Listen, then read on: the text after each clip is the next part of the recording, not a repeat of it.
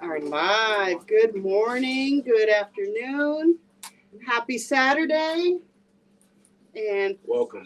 Yes, thank you for being here, everybody, in person and virtually. This is our final event here at TLA Nutrition for 2024. So as always, I always like to start off with giving thanks and a shout out to Sarah and Taya at TLA Nutrition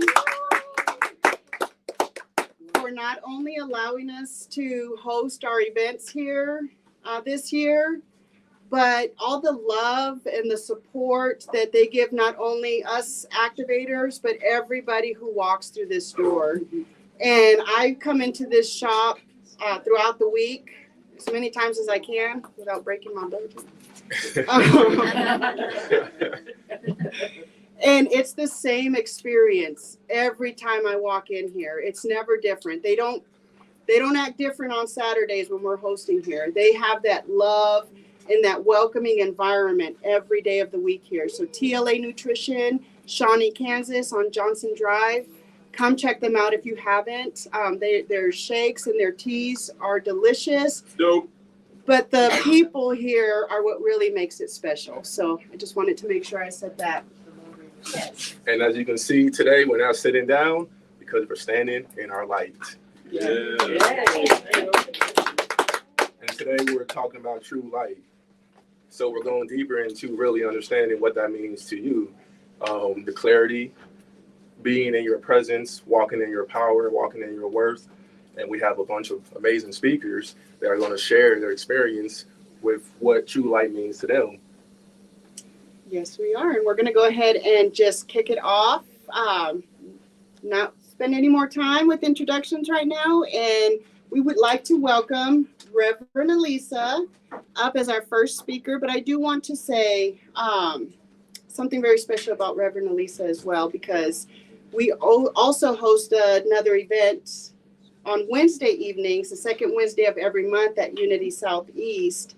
And again, the welcome, the love that we have been embraced with at Unity Southeast, and Elisa's a big part of that, and what she's brought to the table in 2023 with Activate Your Power Now has been amazing. With my personal journey, knowing her and walking with her and learning more about my personal powers that reside within me, she's just really helped me out a lot with my walk. So you all are going to be very blessed every time she speaks, but you're about to be really blessed with what she's going to share with us. So I'd like to welcome Reverend Elisa.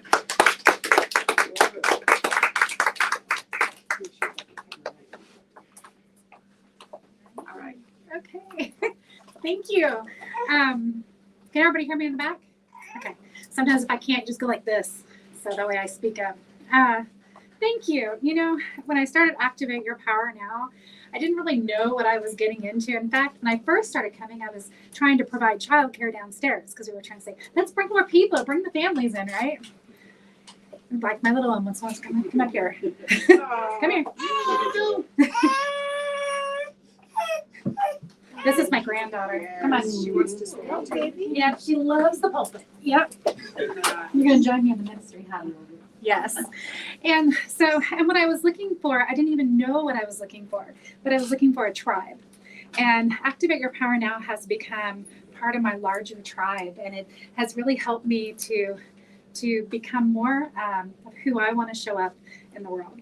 And that is what light is about. You know, that is what the truth of light is about shining and expressing and being.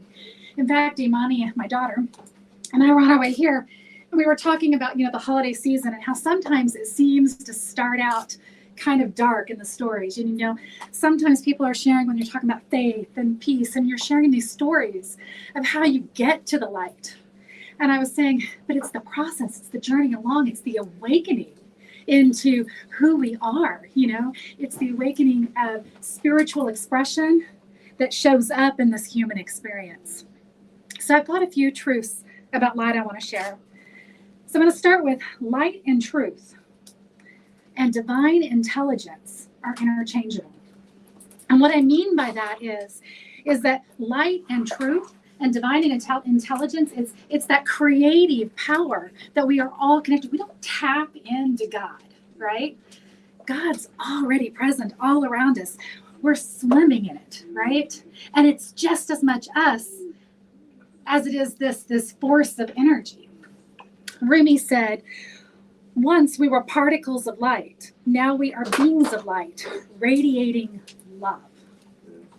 Light is love, the divine intelligence creator, God's spirit. It's a powerful space and a reckoning of knowing that I am, God is.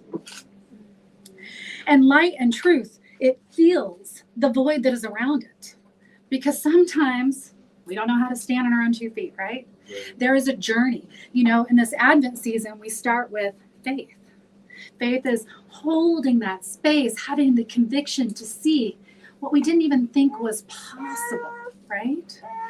And as we move and we hold that belief system, we move into peace, a peace that surpasses understanding, a peace that holds us that, yeah, I may have experienced this, but I can be totally present right here and right now. Jerron said, the tiny flame that lights up the human heart, like a blazing torch that comes down from heaven, is to light the paths of people. It's how we light each other's way. It's how we guide each other home. Ram Dass often said, we carry each other home by just being a practice of presence, being that practice of love and light. Light and truth, it continues for an eternity. It just simply exists to exist. It's like that Big Bang, and it's just an experience. Because light is the omnipresent of reality. And what I mean by omnipresent, it's the all presence of reality. It's anything that you thought was possible, anything that was possible, and anything that has ever even yet to be thought of. It's an absolute. Because we don't have to reach for it, we don't have to grab for it, and we didn't have to lean back for it. It's about letting go of a desire to reach and being still and knowing. That is the power of light. Light and truth, it has these physical properties. There's this energy in light. I've talked about this before in Activate Your Power. You can do a light switch and it comes on, right? But in a minute it turns off. There's still a conductor. There's still wires. The energy is still present. Light is always present. Light reaches the darkest corners in every aspect of what life is. Okay? And there are moments that we don't know how it got there. There are moments that we're questioning, how do I even turn the light switch on? But knowing that it's there is this permeating knowing that I can be still and I can know and I can rest in my absolute truth. Einstein said, light is the shadow of God. Because light reaches beyond what the eye can see. It's there. It's always present. We walk around. We may not always be able to see our shadows. We may not always even be able to look at our shadows. But it's always there. Because I believe in those moments where we don't know how to walk and stand, it's the spirit within us that's somehow helping us make our way. Light and truth, it must be continually replenished. Oh my God. Replenished. And in that way, we are replenishing. Nice save. That was a nice one. And we still want kids, right? Because they are the light. They are the light. And light, it keeps us continually replenished because there's always more to step into. There's always more to look into in the human experience. In the absolute truth, it just simply is. But there's always the space that we can step into and become more, to develop more. That's why every Christmas season, there's more to look at. There's more to do. If we've had these experiences where darkness seemed like it was prevailing, and we have these firsts every year after. It's the opportunity for us to allow light in and allow light to shine.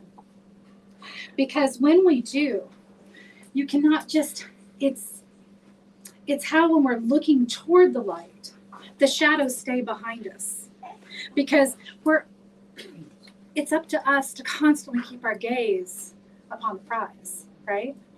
And the gaze upon the prize is knowing that that light is over there. And knowing that that light that's over there is really in here. Because without light, there can't even be darkness. It just would simply cease to exist. Light as truth, it's only effective when you choose to believe. Because the truth of light is what which radiates from within. That's where it comes alive. The light is you. So I invite you this holiday season to figure out where it is for you to step into knowing your shadows, looking at all of who you are, and then stepping into shining in the fullest expression of all that you are. Merry Christmas.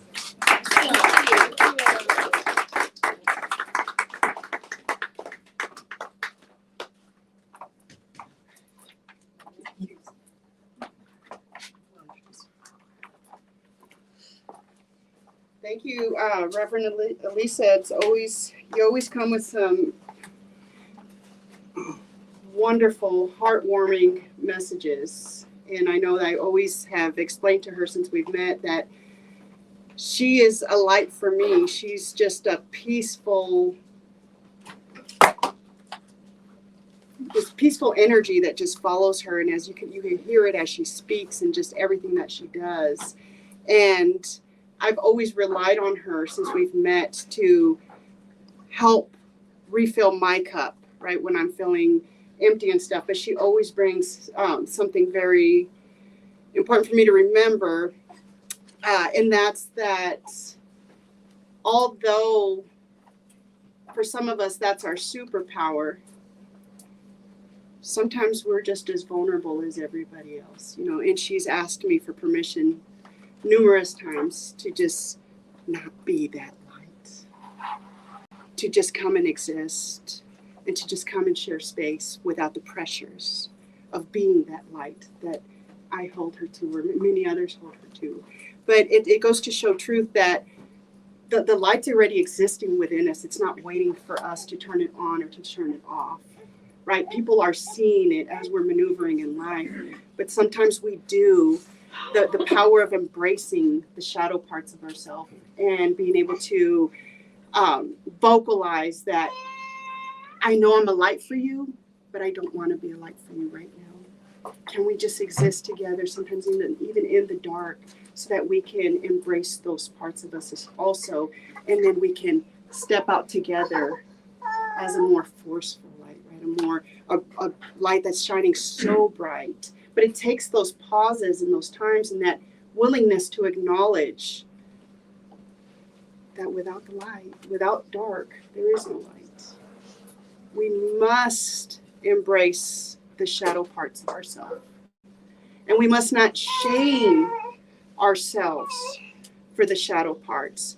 And I say that because as she expressed that to me throughout this last year a couple times, it helps me be true to myself, because that's what I feel like a lot of times people have told me I have done the same thing for them, right? Wow, you're a light. You being around helps me feel better. And I think, well, but I don't feel good right now. But I don't even feel good right now. That visual of the light switch, when we're in the darkness, we know our house is inside and out, right? We know wherever we can walk in the dark to the kitchen, we know where to flip the switch.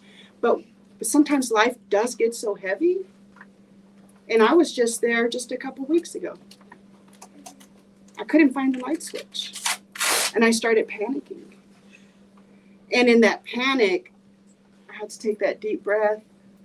And I had to remind myself that the dark times are just as relevant and powerful and important as the times that I'm feeling the brightest.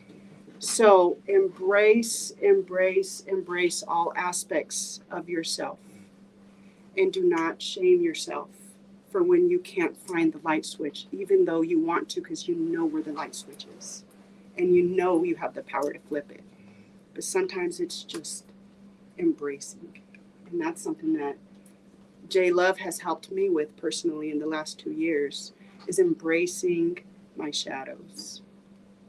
So I just really wanted to say that. And another thing you said, light fills all voids, right? It's just like water, very fluid. It's going to find every crack and crevice, and it's going to do what it does. It's just going to push that light through. And for me, that was a really nice visual when you gave it, because it's the truth. It really is the truth. And I appreciate you and being that light for not only myself, but other people who are swimming in the darkness, right? And holding that space to allow people to embrace themselves. Because like you said, people, like, we are swimming in the light always, right? It's like the fish swimming in the ocean looking for water. It's water is all around us, light is all around us. And having the courage to turn the light switch on, sometimes it feels out of reach. So having people around us who can be, who can hold that light is so important for people who don't know the light is within them. People who don't know that the light switch is an arm's reach away, and they can just flick their wrist and turn it on. So just having people who can be a pillar of strength, a pillar of fortitude and resolve, who can just hold that space for people who can't hold it for themselves. So I give thanks and gratitude for people who are here, who are holding that space and really standing in their light and allowing that essence and presence to really radiate forward. And then that brings us into our next speaker, which she has been there from the beginning of AYPN since its birth. Before the beginning, exactly. Really holding that space and being the person in the group who really held us accountable and really standing in her power by embracing her darkness as well, embracing her shadows. She's been going through a lot this past couple years, and yet she still stands. She still stands with us today, really, to share her testimony and to share what true light means to her. So let's give a round of applause for Shauna Collins. Mama Collins. Right.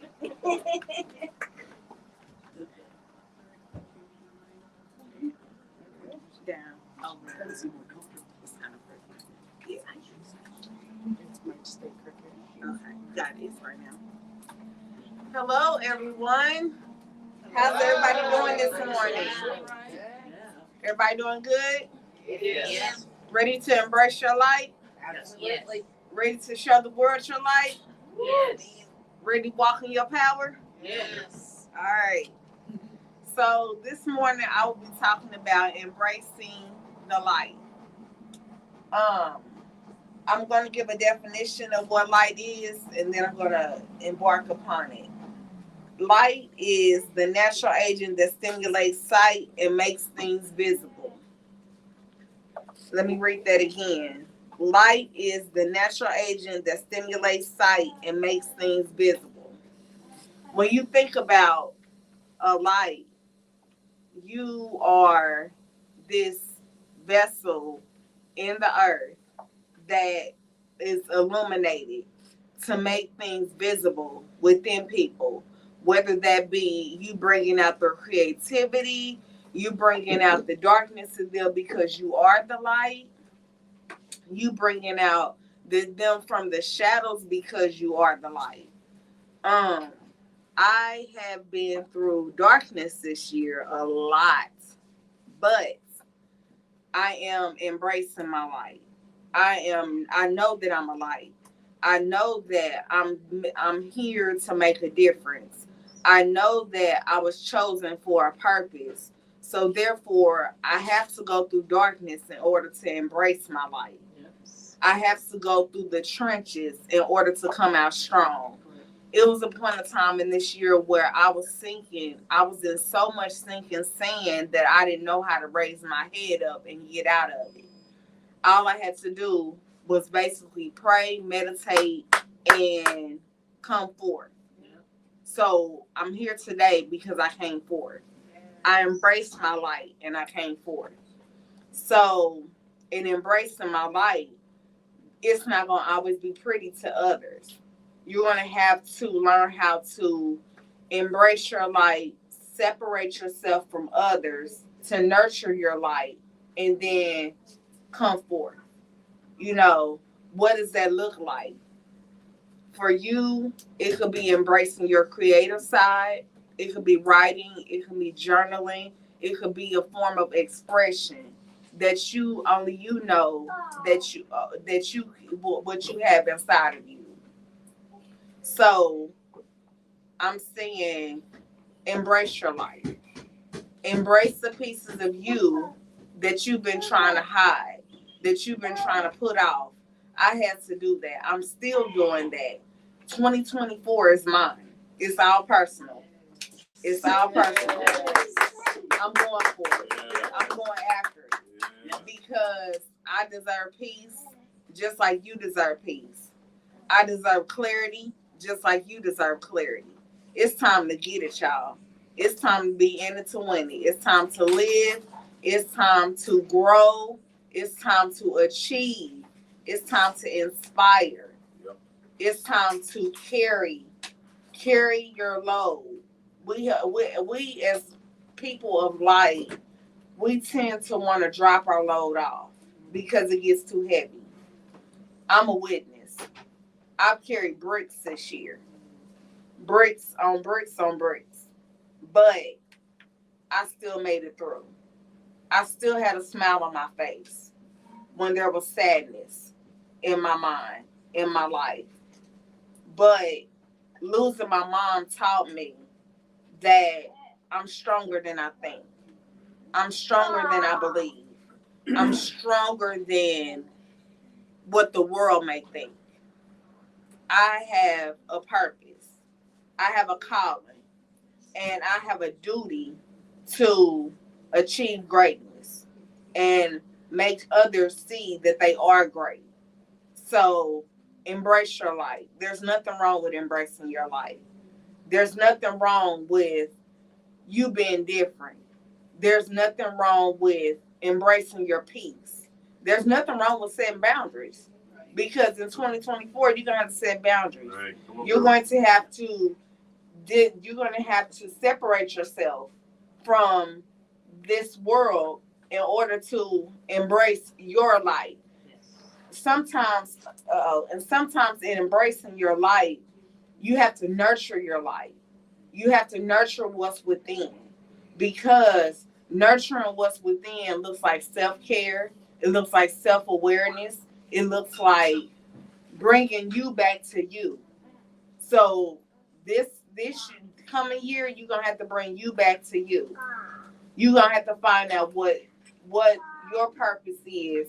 You're going to have to find out what made you in the first place, where you lost you at. Where did you lose you? I had to figure out where I lost me.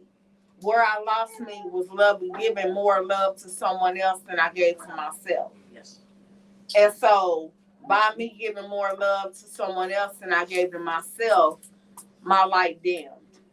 But guess what? Your light can dim, but it can never go away. That's right. So understand that. It may dim for a moment, but it can never go away. So in saying that, I had to go back, reevaluate, get around my tribe, reach out to my tribe.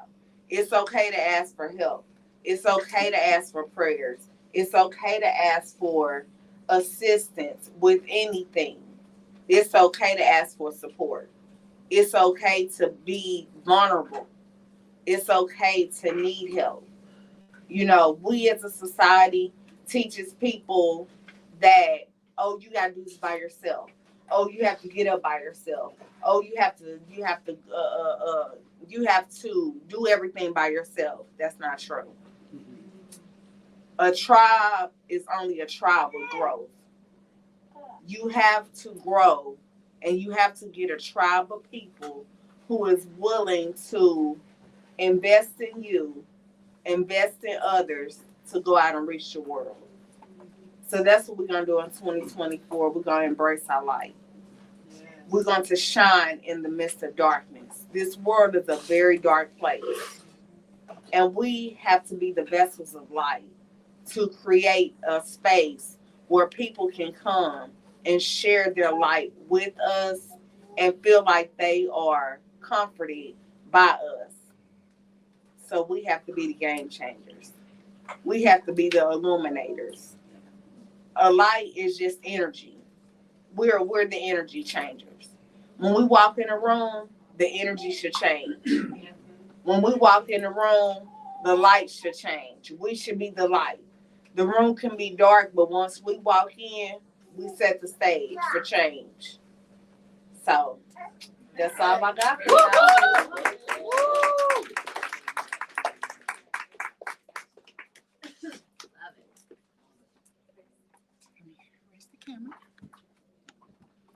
So I kept hearing a common theme so far with our two speakers we've had, and that's the word tribe keeps coming up.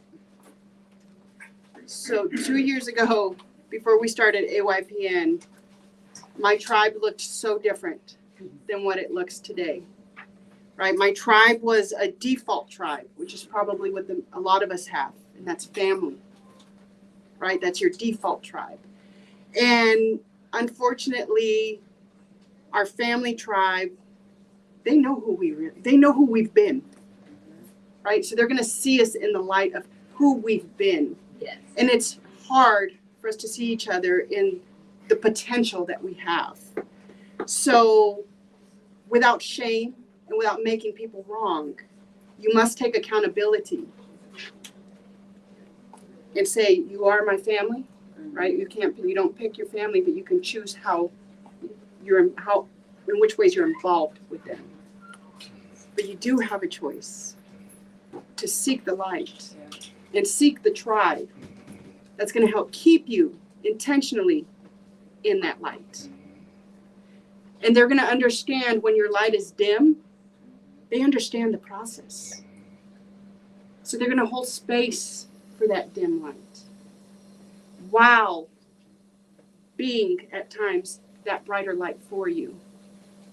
Again, we're all walking this together, right? If we can give each other that space and honor that space at times where we have to dip in and out of how bright our light is, not make them wrong, not call them out, not say, you're a fraud. You said you're an activator. You're not walking in light right now. Well, guess what? I don't have to. I can embrace my darkness now because I know that I have a tribe of people who are still holding me up in light, in my authenticity. So Shauna, that was, thank you for that message. You're welcome. Embracing the light, and embracing your natural gifts. Again, that's another thing. We want to shove things aside because my natural gift is talking. Well, guess what? That hindered me for the majority of my life. Yeah. I was the kid who couldn't stay quiet in class. My seat was in the hallway, facing the wall. I talk to walls is what I would tell my teacher. You'll never stop me from talking. That was me. And I would talk to the walls just to prove a point. You're that kid. I was that kid, but it was my natural gift, my authentic gift. I had to craft it, right? Just because I'm talking doesn't mean I'm being purposeful and meaningful. I had to craft it. But it takes that acknowledgement, the dark and the light. Embrace them and utilize them intentionally together. Yeah. And thank you for releasing those burdens and going through that process, because now that makes it a lot easier for others to do the same. Right. Right. I feel I've been weighed down for the past year, and honestly, it's been for probably most of my life. When I'm walking out of this and I'm looking back and I'm saying that's the weight I've been holding, right? Like you don't even know the weight you're holding until you drop it. Right. Yep. And then that's when True. you have contrast, you're able to see. And it takes, like you said, you have to disconnect in order to connect. Yes. Connect to yourself and then be brave enough to find that, what that is, and then speak it. Yeah. Speak it, because that's the boundaries. Give Not it a being name. afraid to say no, not being afraid to disappoint other people, putting yourself first, like a newborn baby, right? And we just had a baby in here. Oh, she's still in the back, but she gets her needs met, right? No shame in the game, because she honors herself and she knows how to make it happen, right? You see this? I went bald and represents newborn. Newborn. I'm coming out really honoring myself.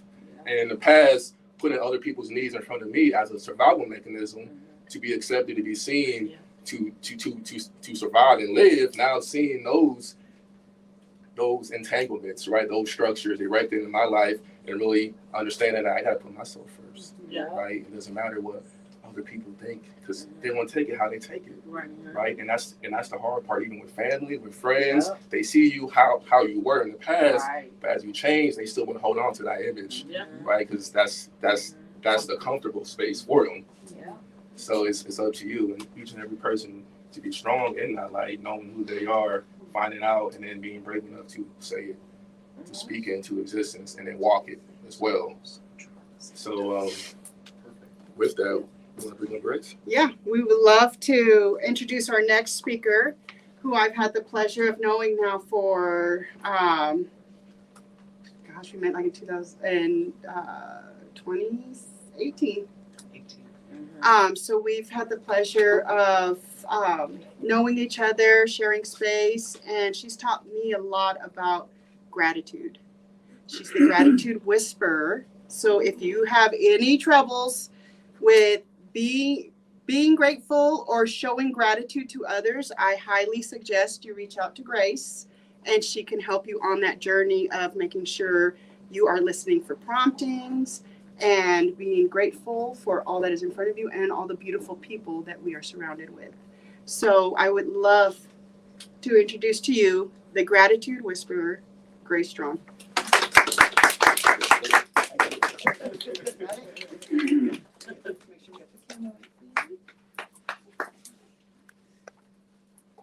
Thank you so much. So, true light. I really had to think about that.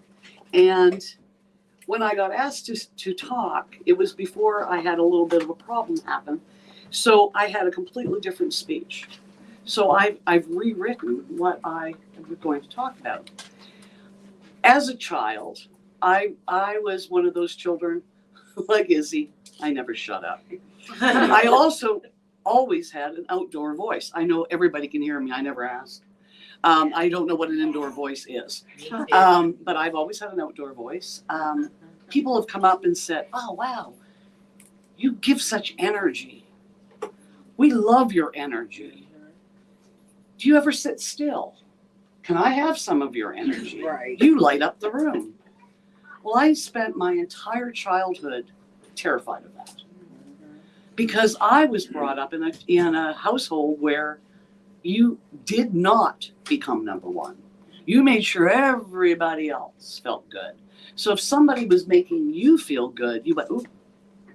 You know, it's like when somebody says, I love your outfit, and you go, oh, yeah, I picked this up at a, $5 a dime, instead of just saying thank you. That's the way I grew up. Well, then something happened in my life. My husband passed away. And it was very sudden, and I realized he had been my crutch. I had used him, not in a bad way, but in a good way, because he was always with me. So I would make sure that I would defer all the attention to him.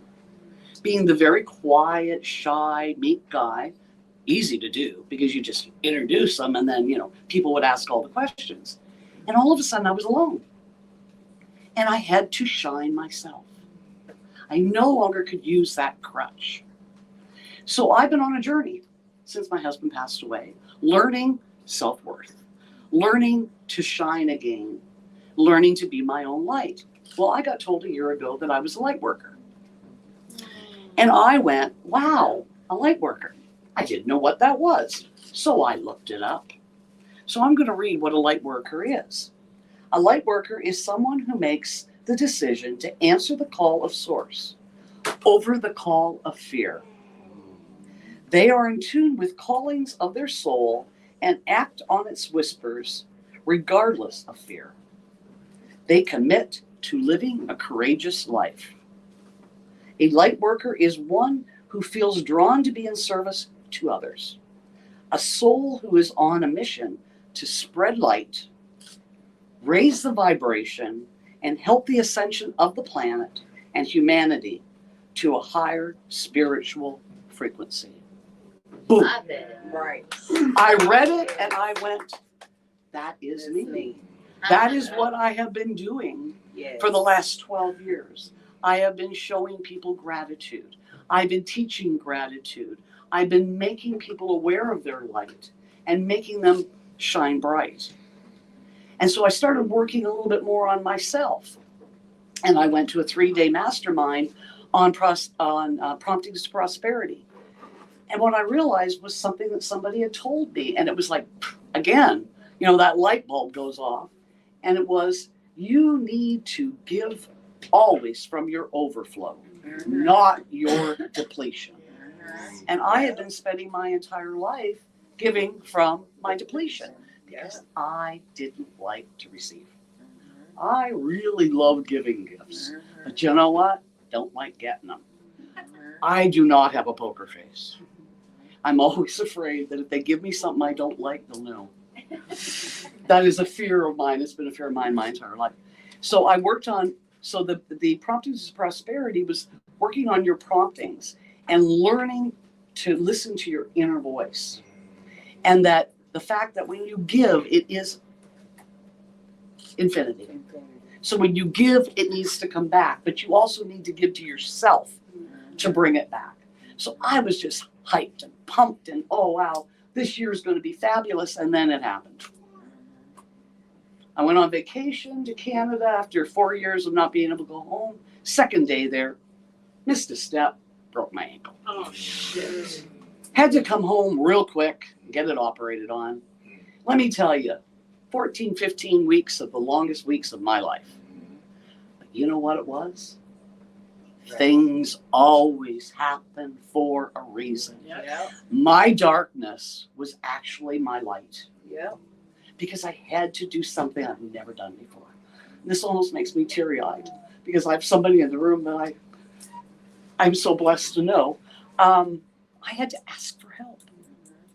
I had to literally go into myself and say, guess what? I'm not perfect. I'm not the one that can do everything on their own because I taught myself that, right? No, I had to give of myself and realize that part of the darkness is we're not perfect. We have cracks. We have flaws. But guess what those are? Those are places where the light can come. Yep. Not just the light go out, but the light can come in. So I'm just so thrilled with the fact that I never want this to happen again. However, it made me grow as a person and it made me shine the light around to everybody. And I've been raising the vibration in the world. And every day I have a vibration chart and I look at it and I go, nope, I am not going to be there. I'm going to do my affirmations. I'm going to call people. I'm going to surround myself with my tribe. I'm not going to allow that negativity to ever come into my life anymore. So I have written a mantra for today. And this is my mantra for everyone in the room. I will continue. Hold on 1 second. I'm going to make sure I've got the right page here. Okay. I will continue to spread the light, gratitude, appreciation, and love to raise the vibration and energy flow in the world. We need to make the light brighter for all of us. We need to be the light in the world. We need to be the light in someone else's darkness.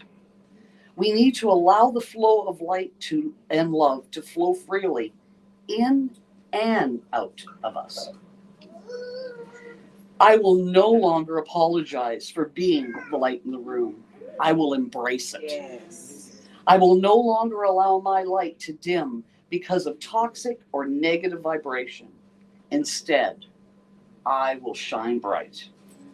I will be the light that rises out of all the negative vibration, and this is where I now live. I am the light. I am light, bright, and airy. I'm Grace Strawn, and I am proud to be the Gratitude Whisperer. And together, we will be the light in the world that is so needed right now. Thank you.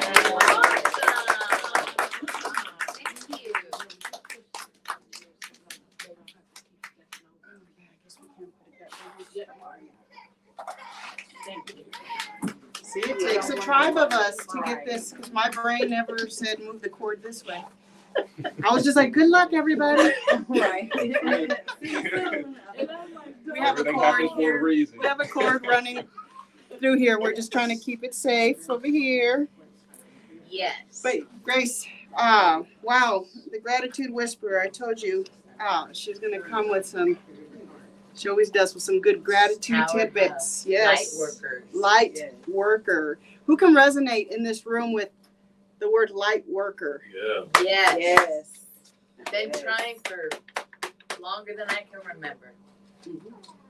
Well, today's practice, let's watch the replay on the mantra, and maybe that will help keep us more intentionally in embracing that we are all light workers.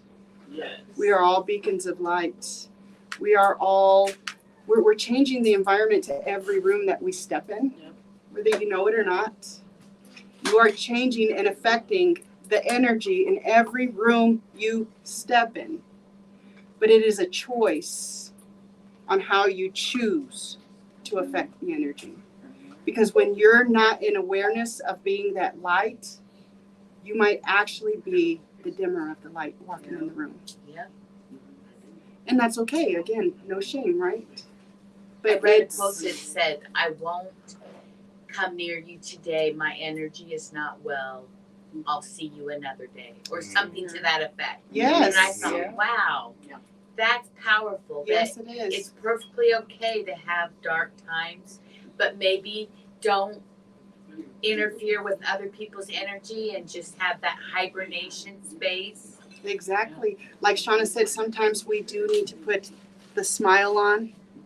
Be aware. If you can acknowledge that today I'm not feeling so much overflow, actually maybe feel a little bit in depletion, it's okay. Like you said, you can work the outer shell, go be present, but then take your time if you have to separate yourself a little bit, knowing you're not always that vibrant person, that talkative. I talk a lot, but yes, I've had to learn how to be quiet and embrace that part of myself, because I wasn't always, just because it's a gift, I wasn't always lifting people up with my words. So I love it. Thank you so much, Grace. And I liked that when you said the cracks, or what I wrote down, it wasn't verbatim, but our cracks and our voids that we all hold within us. We're not perfect. Not one of us is perfect. I got to get the visual, and I loved it because I'm going to use it now. Those cracks and voids is an opportunity for other people to help pour that light into me, and it will, just like we talked before, it's going to find its way through those crevices and those cracks, and it'll help me be more in the state of light than what I was equipped of being myself that day. So thank you so much. And the biggest, what I learned and what I resonated with was listening to your inner voice. So asking myself the question, whose voices have I been listening to?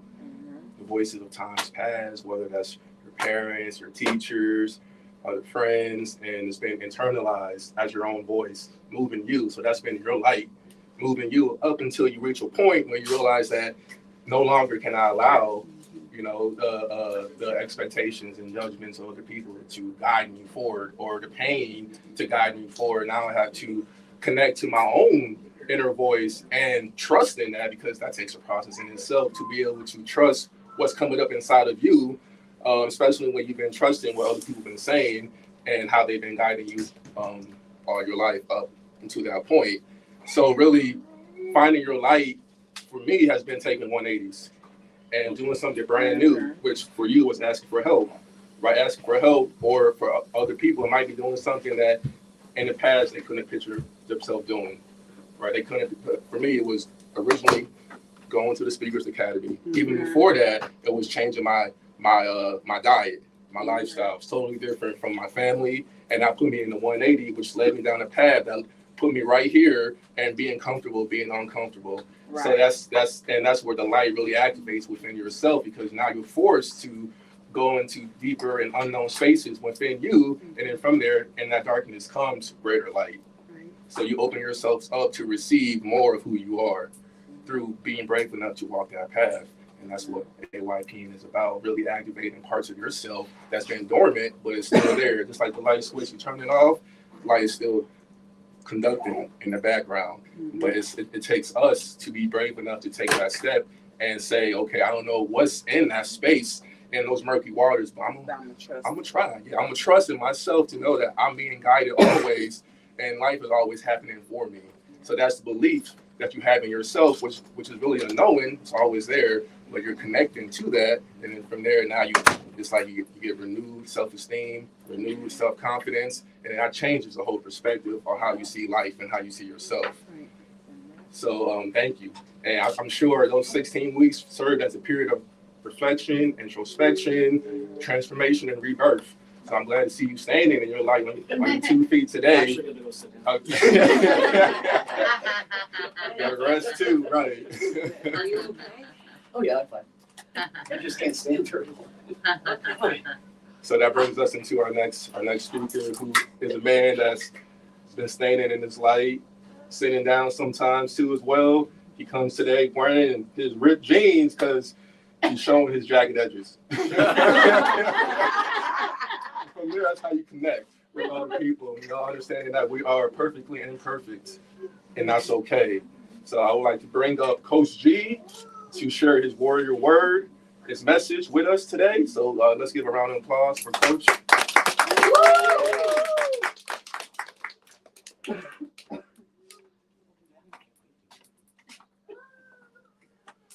Hey, good morning, everybody.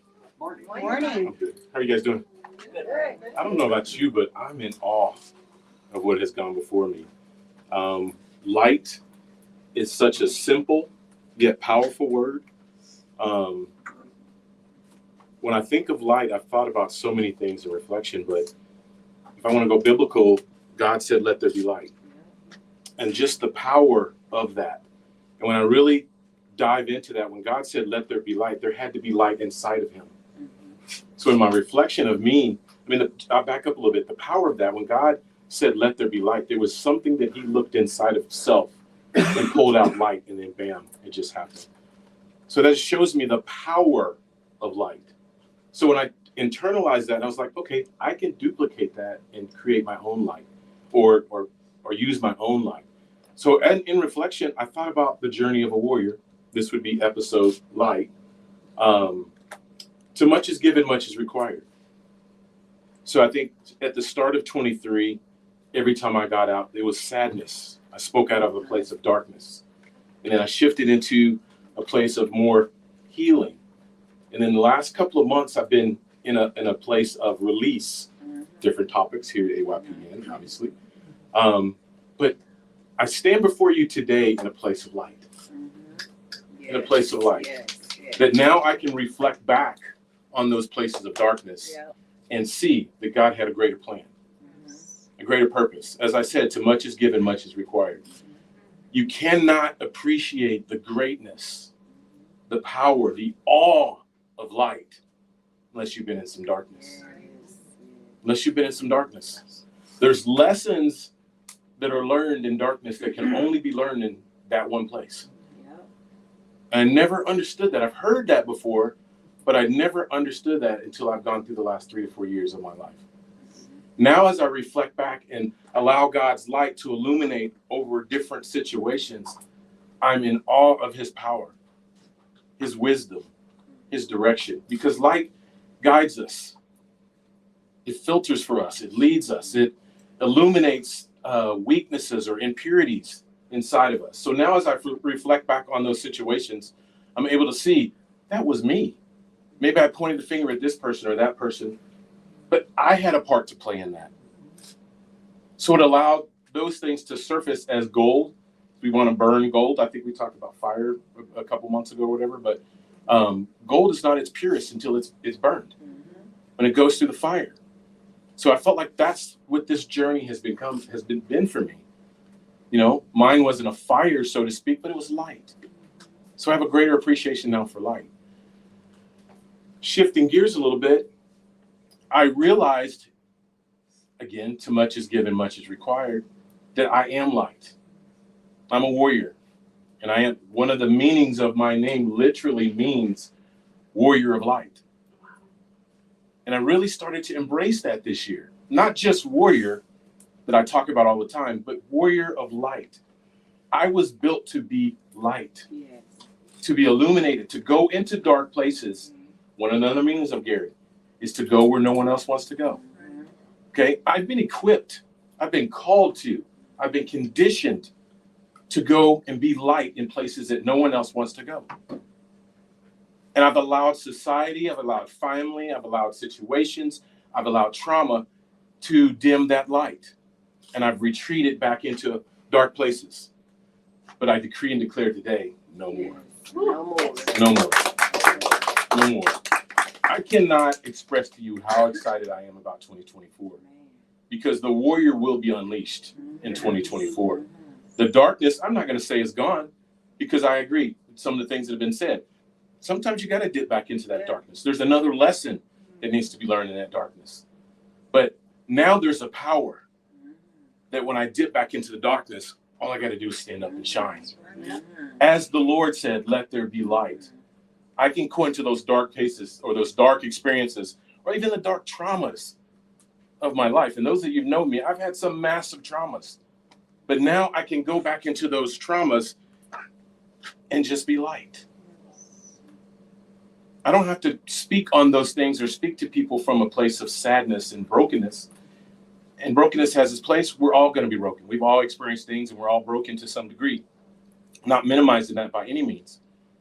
I'm just saying now I view that completely different. Now when trauma hits, I know it's for a purpose. I know it's for a reason. Again, too much is given, much is required. To experience the greatness and the awe of light, I have to go through some things. I have to go through some things. So I have a greater appreciation for that. I know now that I am a man of light. I am a warrior of light. I am a man of God of light that will go into dark places, into dark situations, and be that light for people. No longer dimming the light, no longer being apologetic for that, for being light, but being true to myself, being authentic Gary, Coach G, the warrior. Speaking truth, speaking light. And speaking of truth, light is truth. It illuminates all those lies that we tell ourselves, that other people tell us, that we've bought into and attached to ourselves, the things that people have said about us that were just lies. So in my reflection over the last couple of months, the Lord has just showed me all the lies. He's illuminated. It's like this bright light on the road to Damascus where Paul's life was changed. That's what my experience has been the last couple of months. It's just been release. And as I've released, it's created space for so much more in my life. So one of my prayers that I pray over you guys and everybody every day is, Lord, stir the gifts. Stir the gifts inside of them. Because they don't really know. I sense people. When I walk in a room, I feel the energy, the vibration. And I look at people, and sometimes it saddens me because they don't realize the light that they are. The power that exists, that resides inside of them. So my prayer is always, Lord, stir the gifts. Stir the gifts. But God being God, Abba Father, who gives great gifts, such a good Father, as I pray to put that out in the atmosphere for you, it's got to come back to me. So as I've released situations and trauma and places and people and relationships, whatever you want to call, it's allowed space to be created within me. Yes. And my prayer now is being answered within me. That space is being created within me. My gifts are being stirred and coming to the forefront. As I've talked about over the last couple speeches in writing. Notice I didn't bring the paper, is it? I did bring the paper, but You don't need it. I don't need it. Yeah, no, I need it. I wanted to speak on that real quick though, because that's one of the things that's been birthed in me. That's light for me now. I mean, the warrior, the coach, one of the last things a person would say about me is he's a writer. Gary's a writer? You poll my high school friends and say he's a writer?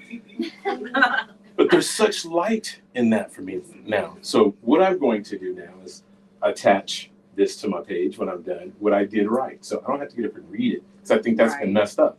But I want to speak from my heart. But I am going to put out what I'm writing. So I think that will bless you. So yeah, I'm just excited, you guys. I'm excited to be me. Unapologetically. Yes. I'm excited to be in a tribe of people who are unapologetically them. That we embrace ourselves first. Because it's got to start first with you. The light has to start with you. It's about filling your cup. I'm no longer in a space where I pour from an empty cup. Oh my God, I'm so excited to go into 2024. Pouring from a full cup. I think about my life, all the experiences I've had as a coach, as a minister, in all the different capacities, all the different people I've helped and ministered to. And that's not to pat myself on the back. It just is what it is. But I did that from an empty cup. At most, half full cup.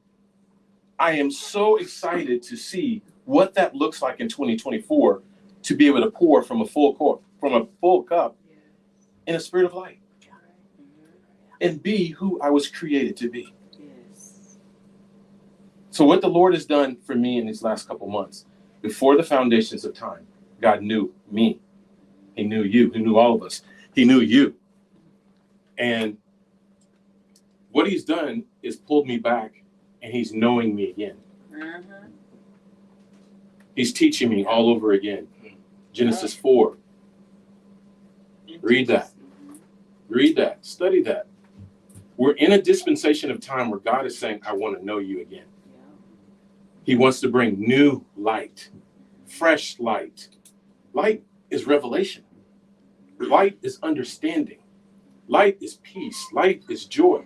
We can stand up here all day and go over and over what light is. But we are in a dispensation of time where God is saying, I want to know you again. This is the appointed time for everybody in this room and everybody out there. Mark it on your calendar because he wants to know you again. He wants to breathe light on you again. That's what I believe 2024 is going to be for many, many people. You're going to see the light inside of you that has been dimmed come out. And this world is desperate for it. He sent the very best gift that he had to a dark world to be light. And then he ascended into heaven. And why would he ascend and leave us here in a dark world? Because he left agents of light. Agents of light in each and one of us. So go be the light today. Go be the light today. This is your boy, Coach G.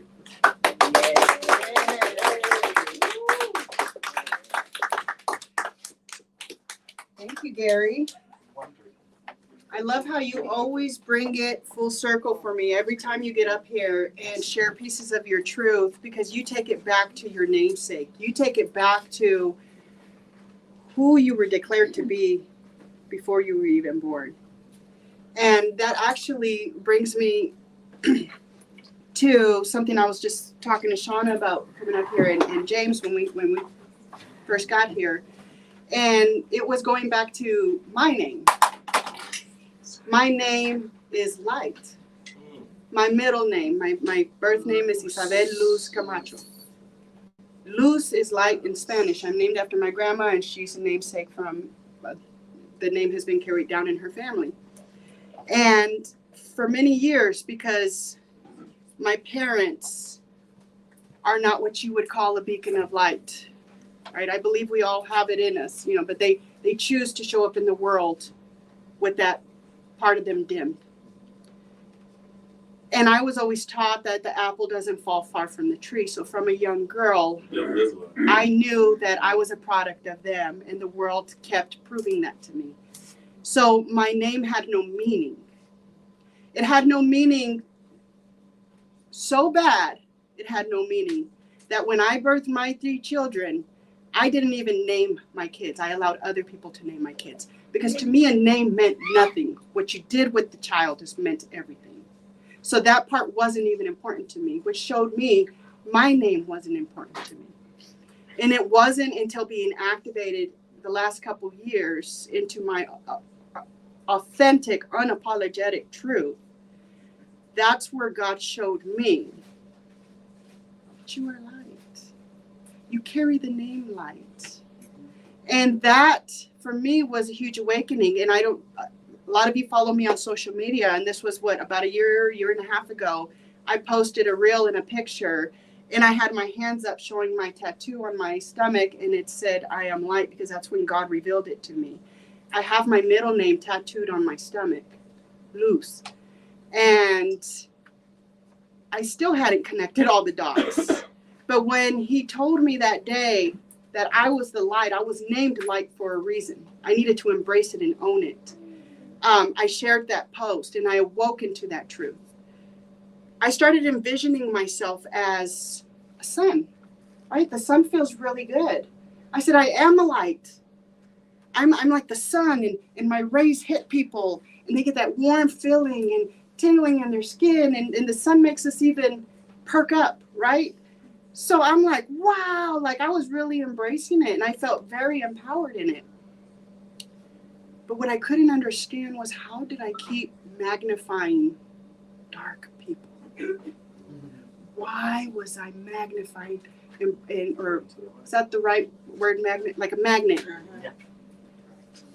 And so it started getting in my head.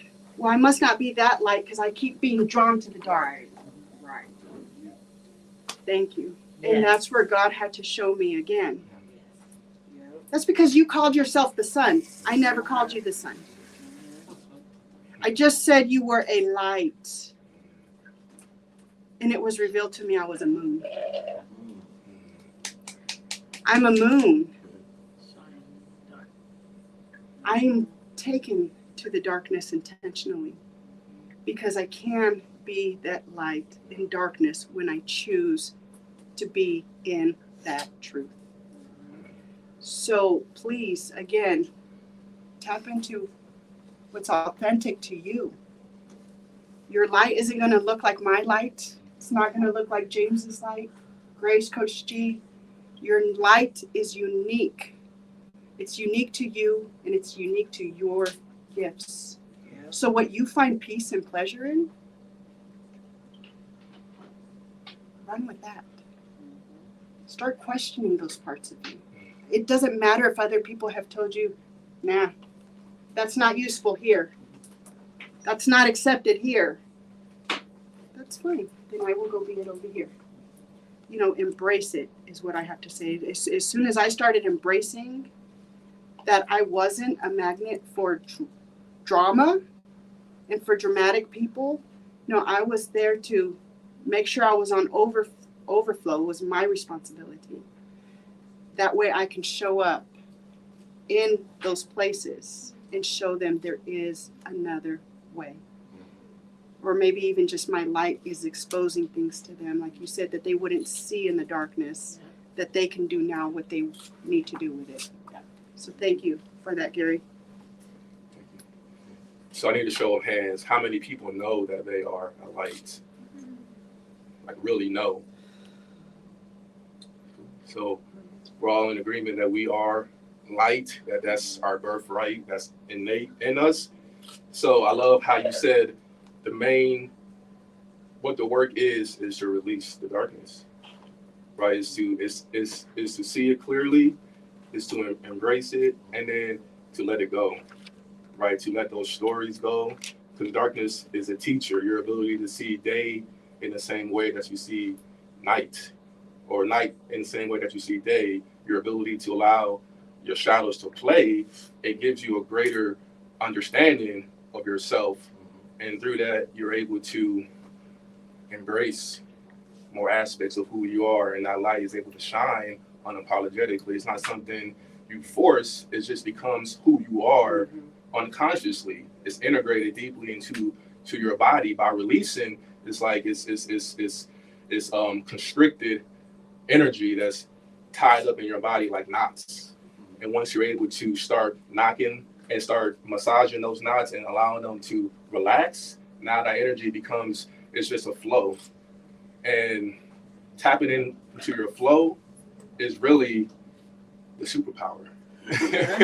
That's your ability to find your flow and to tap into it.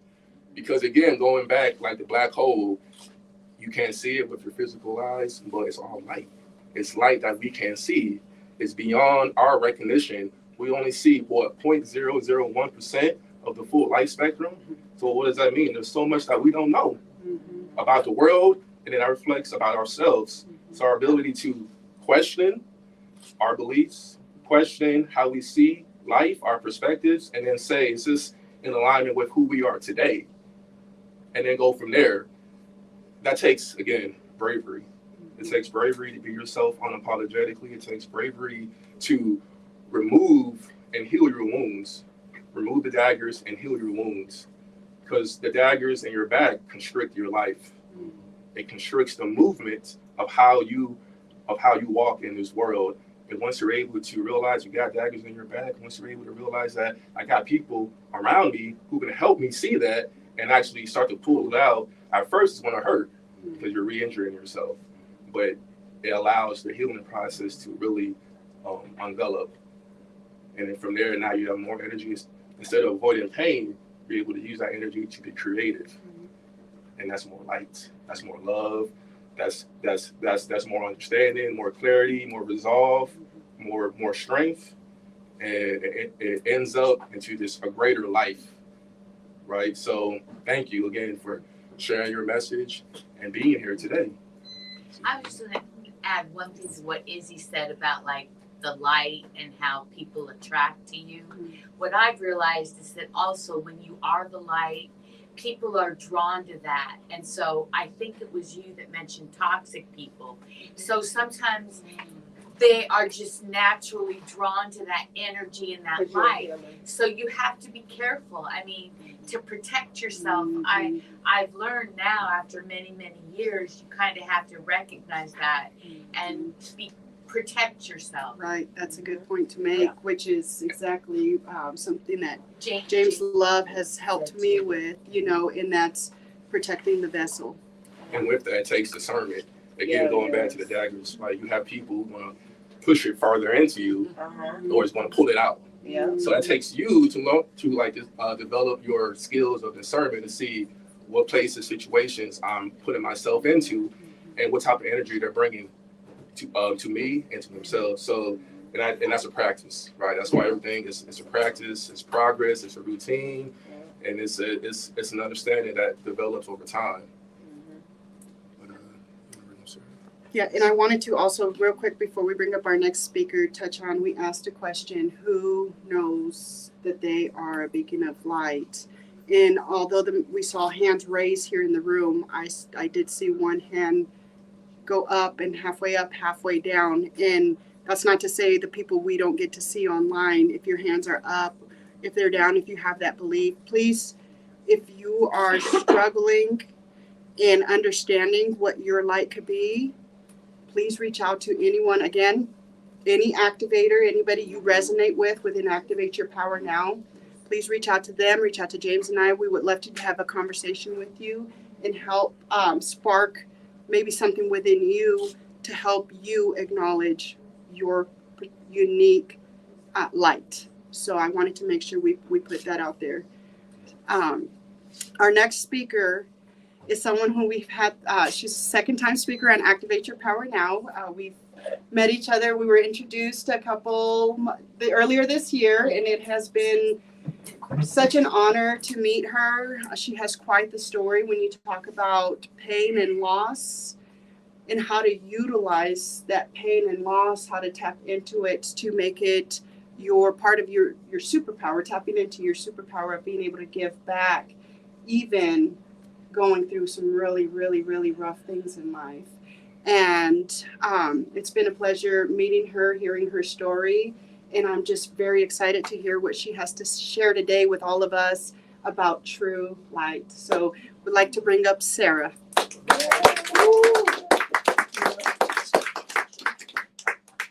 right, guys.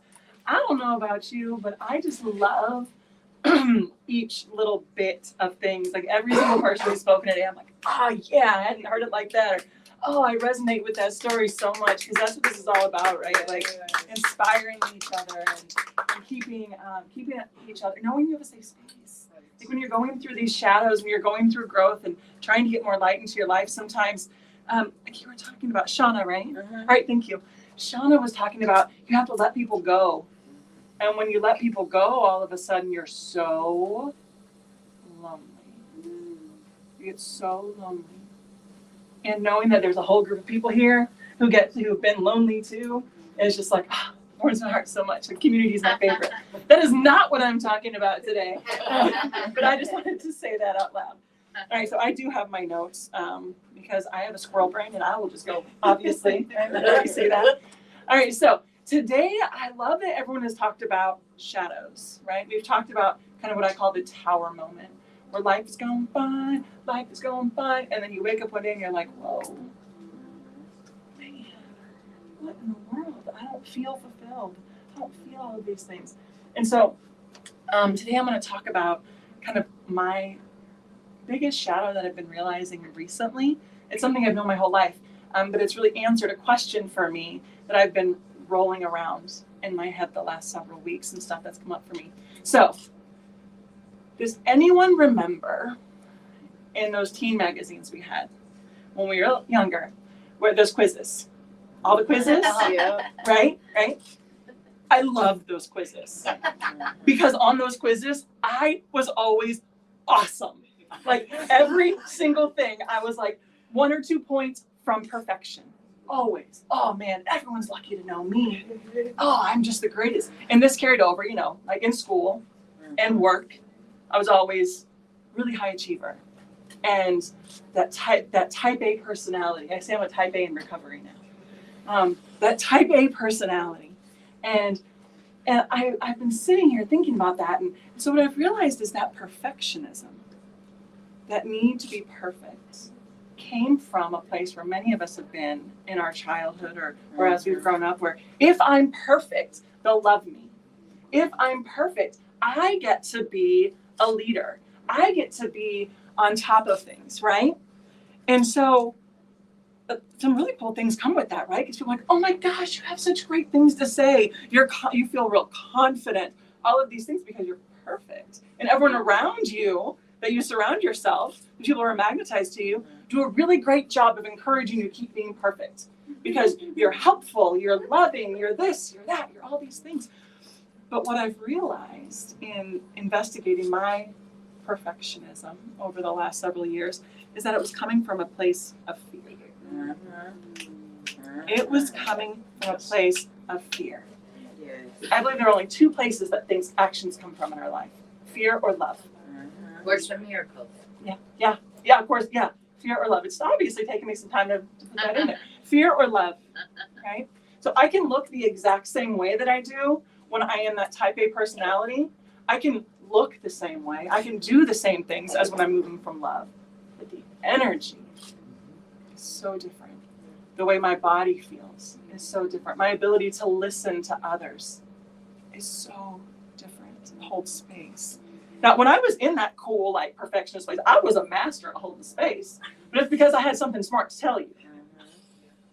It's because I knew that I could fix whatever situation you're in, and I could make you feel like $1 million. That was great, but it was because it was serving me. It was serving me.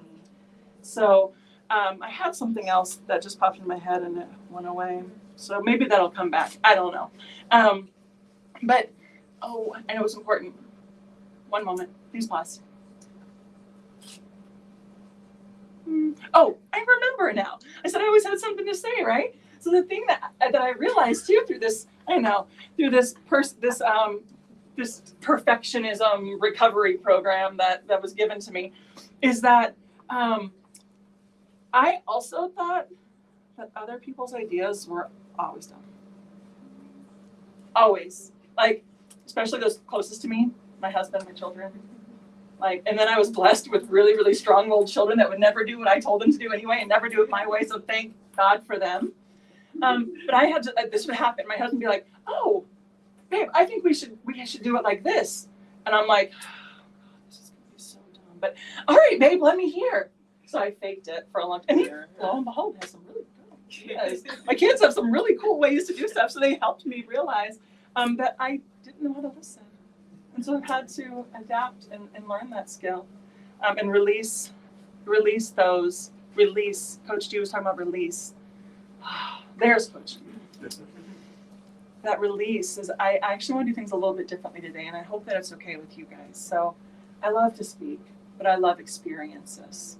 And I love moving people through an experience, a visceral experience, so we can all feel it, no matter where you're feeling in your process of light and love. We all go through it, man. A couple weeks, I don't know what it is in the universe, the cosmos, the energy, but a couple weeks ago, some really big things, like some of my integrity was being challenged, and that's like, for a perfectionist, for your integrity, ooh, you want to talk about hit you right in the gut. It was hard for me. And so this is a practice, no matter where you're at, I hope that you get something out of this. So we're going to do a meditation together. All right. We're going to do a meditation. And let me make sure that I'm not missing anything. All right, I said all the things I wanted to say, so let's let Source speak through this meditation. All right. So if you're comfortable, please close your eyes for a moment. All right, and as you're closing your eyes, I just want you first to come fully present. And feel the breath moving in through your nose and hitting the back of your throat. And as you exhale, allowing this air to move out through your mouth, your body is relaxing. You're becoming more and more present with yourself. And on your next inhale, you're again going to notice this air moving in through the back of your throat, now down through your middle, even down your spine, opening up your vessel, creating space. And on your exhale, imagine this release. Imagine the air flowing out of your body, taking with it anything that's not serving you right now. And let's do one more long, deep breath together. We're going to stay in this space, but together, a nice deep breath in.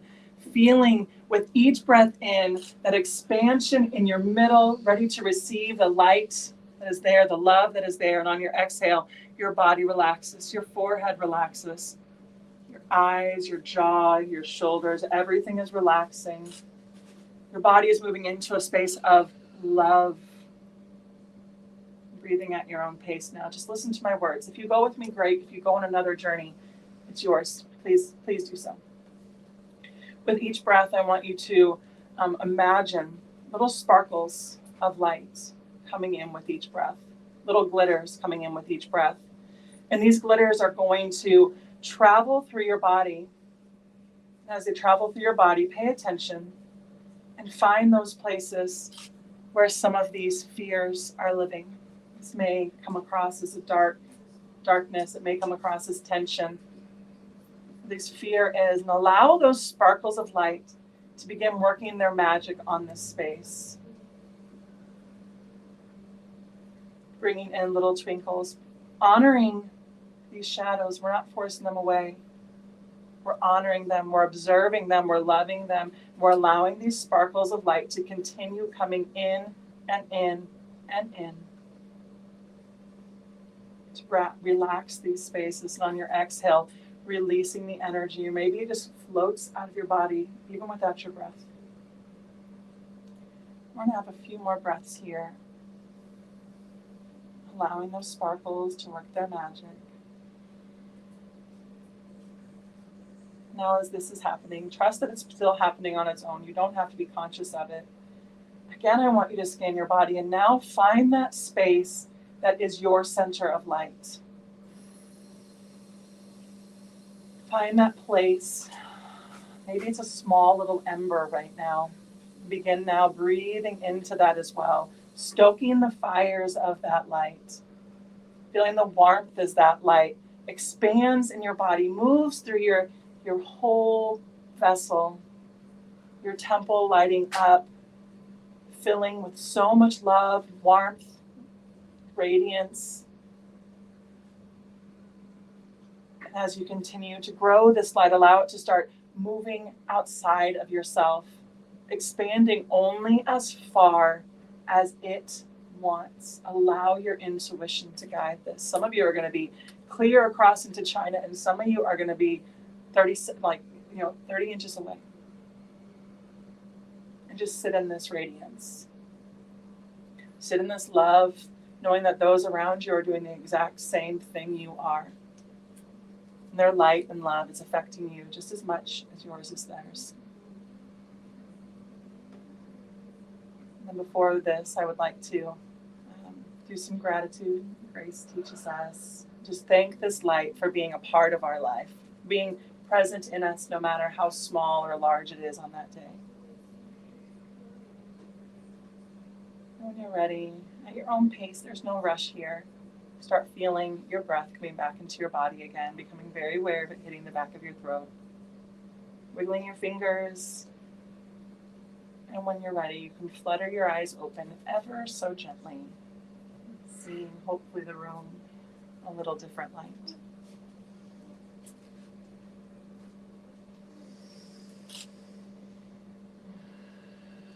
I really love seeing people coming out of meditation at their own pace. I used to have to come out so fast. Coming out at your own pace is so beautiful. It's one of my favorite things to watch. So anyway, I hope that through that you were able to connect to your love and the love of others. That's what our tribe is all about. Even if your dark spots were very dark and heavy, you don't always have to be conscious of it, guys. That's why we let the sparkles do the work. That's why we invite Source, God, our friends, love in. We don't have to know, oh, this shadow's there. I need to work on this and do this thing. No, you don't. Sometimes you just focus on your light and your love. And that stuff works itself out.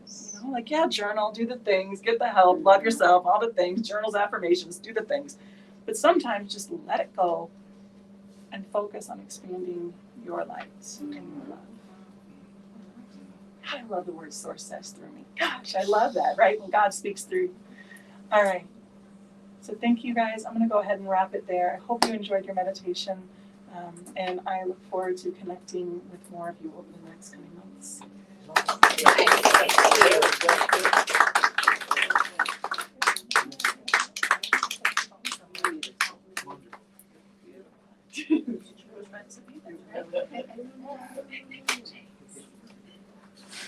I don't feel personally attacked about the perfectionist thing. I don't.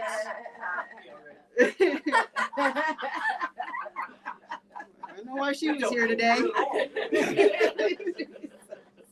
And my husband's here. He hasn't been able to make it on Saturdays because he typically works, but he made sure to take today off to be here today with us as we close up 2023 here at T.R.U.E Nutrition. And so thank you. I say that because literally that message of speaking on perfection and how I would self-sabotage, self-attack, and totally dim everybody's light in my presence the minute things didn't go how I feel they needed to go.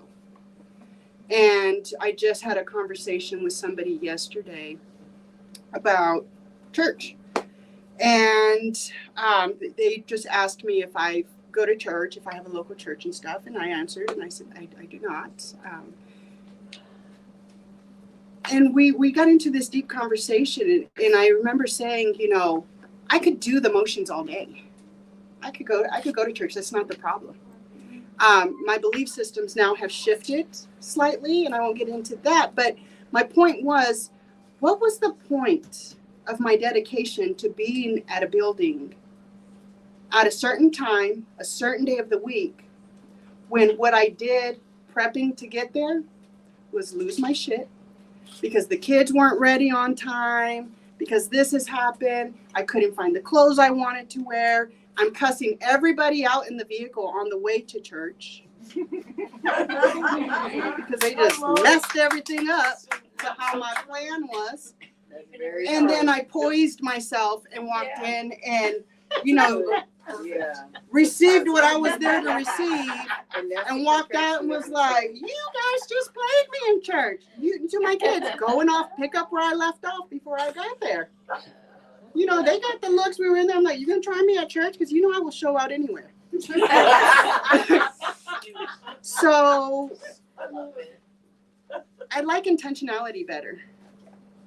Right? I like having a greater understanding of myself before I go make these rules of what I need to do for me to be authentically true, to be peace, to be love, to be all of these things. And it's not, I have nothing against church.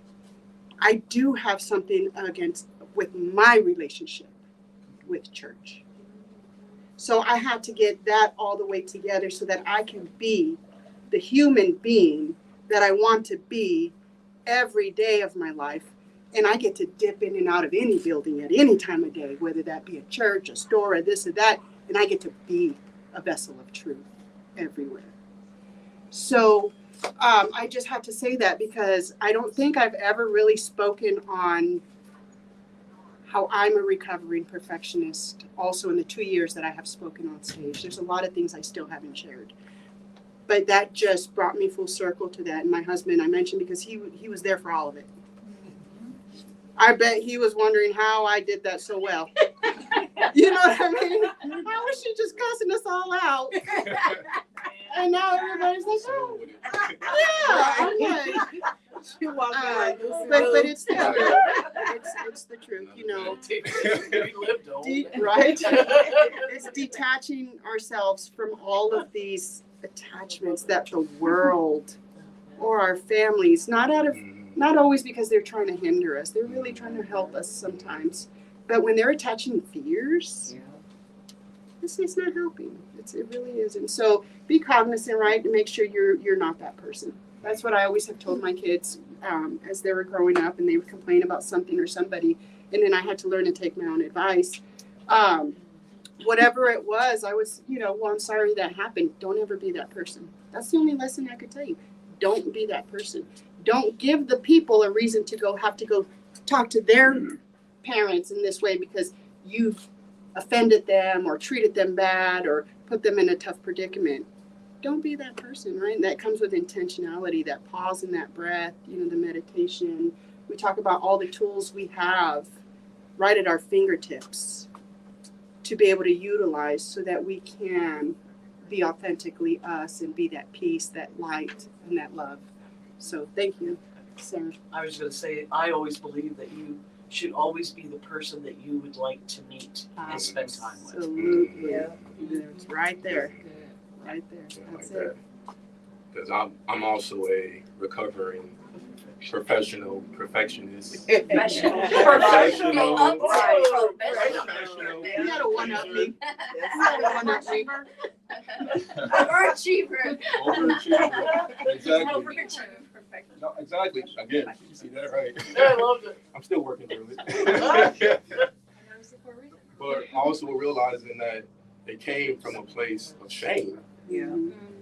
Came from a place of shame, realizing from a kid that me just being myself wasn't enough. So it turned into a survival mechanism in order to live in the environment I was casted in. To be able to be seen, to be loved, I had to be that chameleon to transform myself. And then from there, that evolved into being perfect, quote unquote, to pleasing others, to putting their needs in front of mine, because that's how I can survive. Right? That's how I can live and thrive, quote unquote. And it worked until it didn't. Right.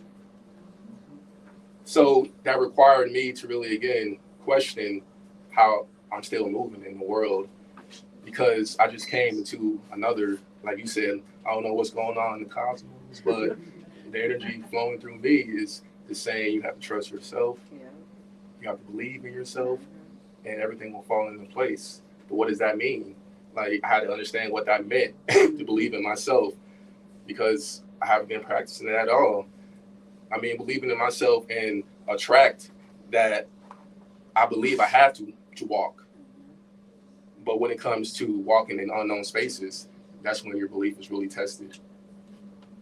So really going to the root cause of that shame and allowing that wound to heal, and then from there, releasing that guilt along with it, and then really allowing yourself to shine and saying that I have the power within me, the light within me to construct the life I want to live based off the values that I prioritize, that I take to heart.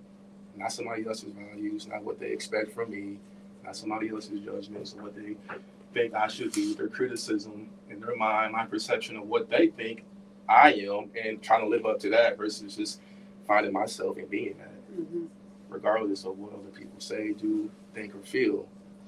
Because my worth is innate. Doesn't matter what I do, doesn't matter what I say, what I wear, is in being able to connect to that. It's a paradox. Because then from there, you automatically just speak your mind and may come off as rough and rugged to some people, but it's who you are in that moment. And allow yourself to unfold, and saying who I am today might be different next week. And not attaching yourself to one paradigm, one box. So healing the wounds, releasing, but not forcing it. It's going to happen regardless. If your intention is set to become better, to realize who you are, to know yourself, it's going to happen over time.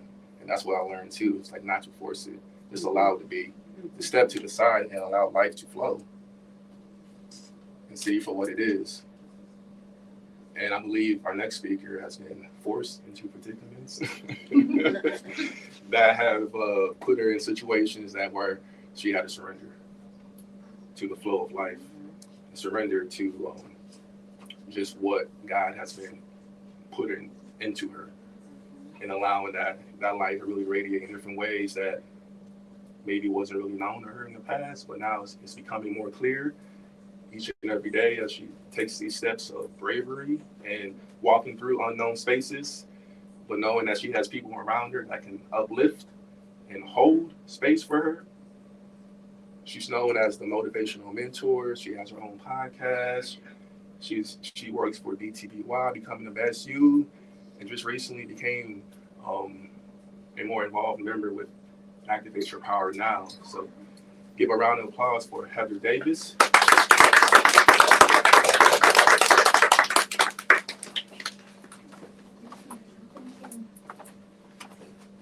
Okay, let me start by saying this, and excuse my language, but isn't fear a bitch? Yes. So I've lived my life in fear, most of it. And a lot of you have heard my story over the last couple of years. But I think for me, are you familiar with the lotus flower? And the purpose, the amazing thing about the lotus flower? It blooms in the mud.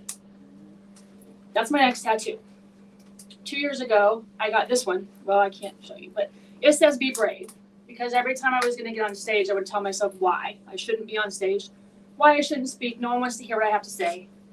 And in the process of all of that, I got the tattoo to remind myself to be brave, because God did put a light inside of me, and I do have a voice. Like Grace, I don't have an inside voice, but I do have a voice. I also think that for me, I tend to grow the most in the mud. And I've been in the mud a lot over the last year. But let me go back a little bit before that, when I first started my journey. Be careful saying that this is going to be the best year ever for 2024, because I do believe that. But I said that 2020 at New Year's, and we had COVID. So it was not the best year. But on the other hand, it was, because that's when my journey started. When you're home alone with nothing else to do, you figure, well, I might as well read this book, and it might teach me that I'm extremely codependent, even though I didn't know I was. And that starts a whole nother journey. So my life again has been, dark light. I didn't have the knowledge that I was the light for a long time. Like Izzy, I was always in the hall, but I didn't talk to the wall, I just talked to myself. That's a little weird. The wall doesn't talk back, but I do. But my voice was always told to, be seen but not heard. So I grew up, I think that's probably why I talk so much at school, because I didn't get to talk at home. But I took that with me for a long time. Like, you should be seen and not heard. So again, to be on a stage I don't want to be seen and I don't want to be heard. So let me just sit over here and be quiet. The dangerous part of knowing you have a light, but not being authentic and not being intentional with it, is that when other people come along, you pick up their beliefs of what you should be, which is what happened to me right before I turned 50. I had several people say, you know, there's things they had done over their life that I had never done. And for some reason, I started thinking that there was things I should do that didn't match with my moral compass. But because society told me I should. And I set out to do some of those things. And it landed me in a bad spot. I fixed that part. I got back on track. And then I met someone who swooped in and I thought he was the love of my life, the man I've been dreaming about my entire life. We got quickly engaged and then he took off. Picked up one day and said he was moving to Georgia and I wasn't going with him, and my entire life crumbled.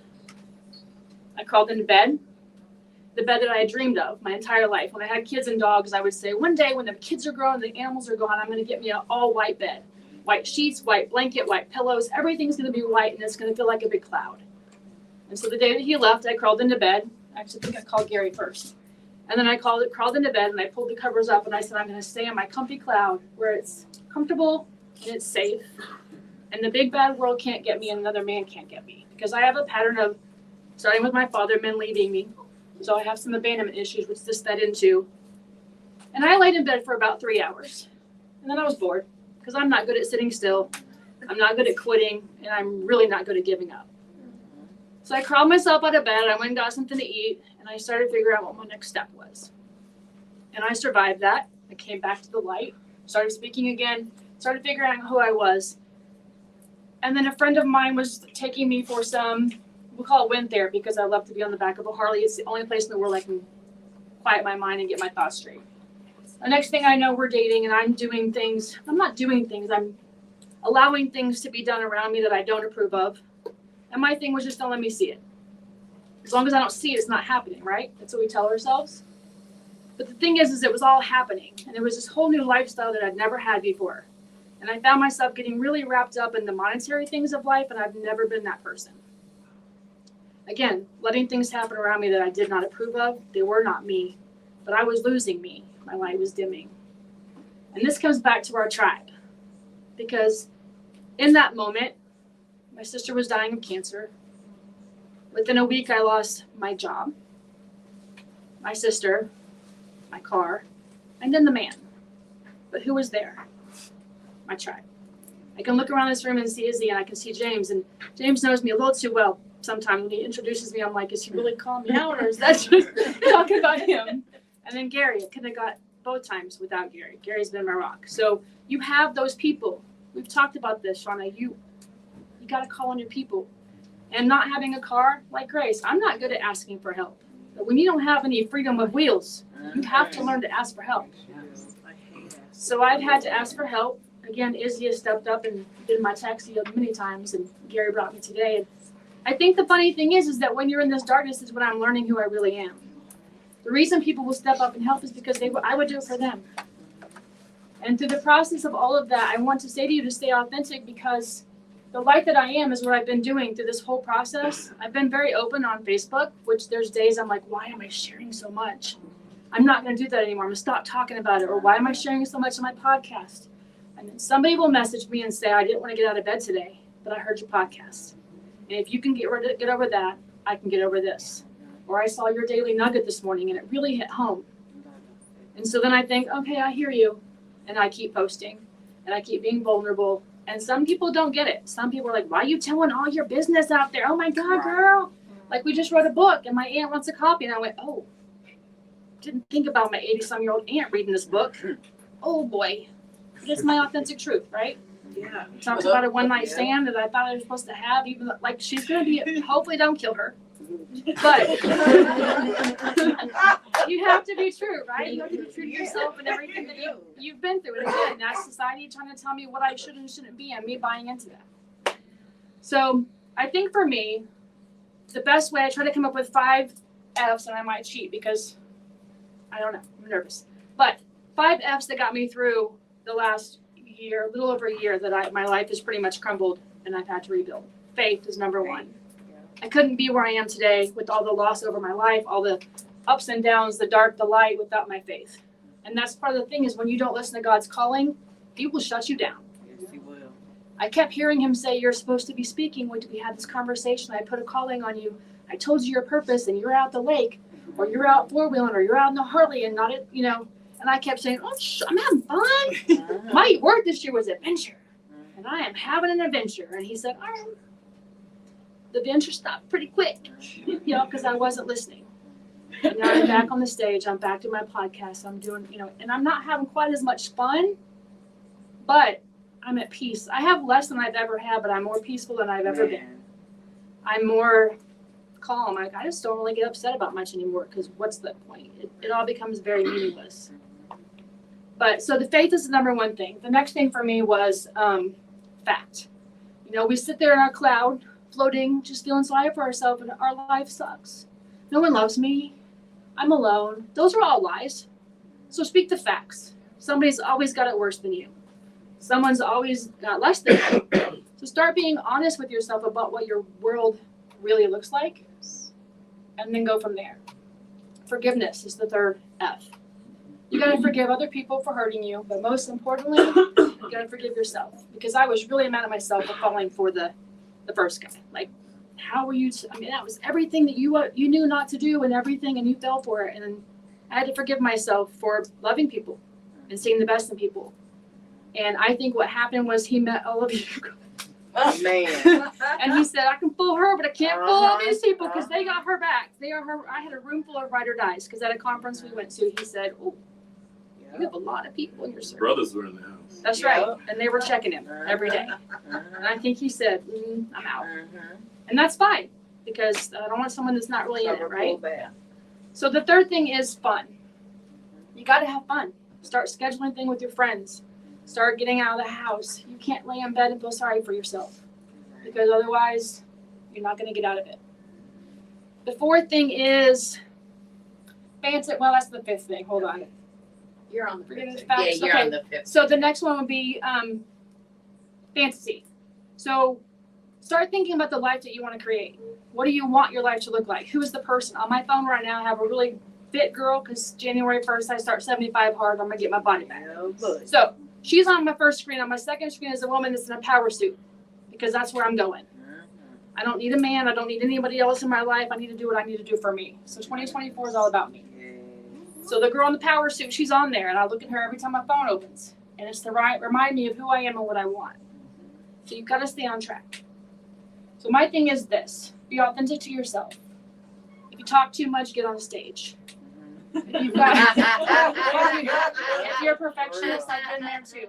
And you have to get past the perfection. Used to, I always had everything written on my speeches, and now I get up here and wing it because I never stuck to it anyway, so it didn't really matter. Right. But, you know, you have to be authentic and true and intentional. Everything I do now is intentional, and I sometimes even call Izzy, what was that last step? Like, just doing things, you know, don't do things that aren't you. Don't do things because people say you should do them. And the biggest thing is, like James said, I'm the motivational mentor, and so I spend my days motivating other people to overcome hard days. You can bloom in the mud, but you can bloom a whole lot faster and better in the light. So just be the light.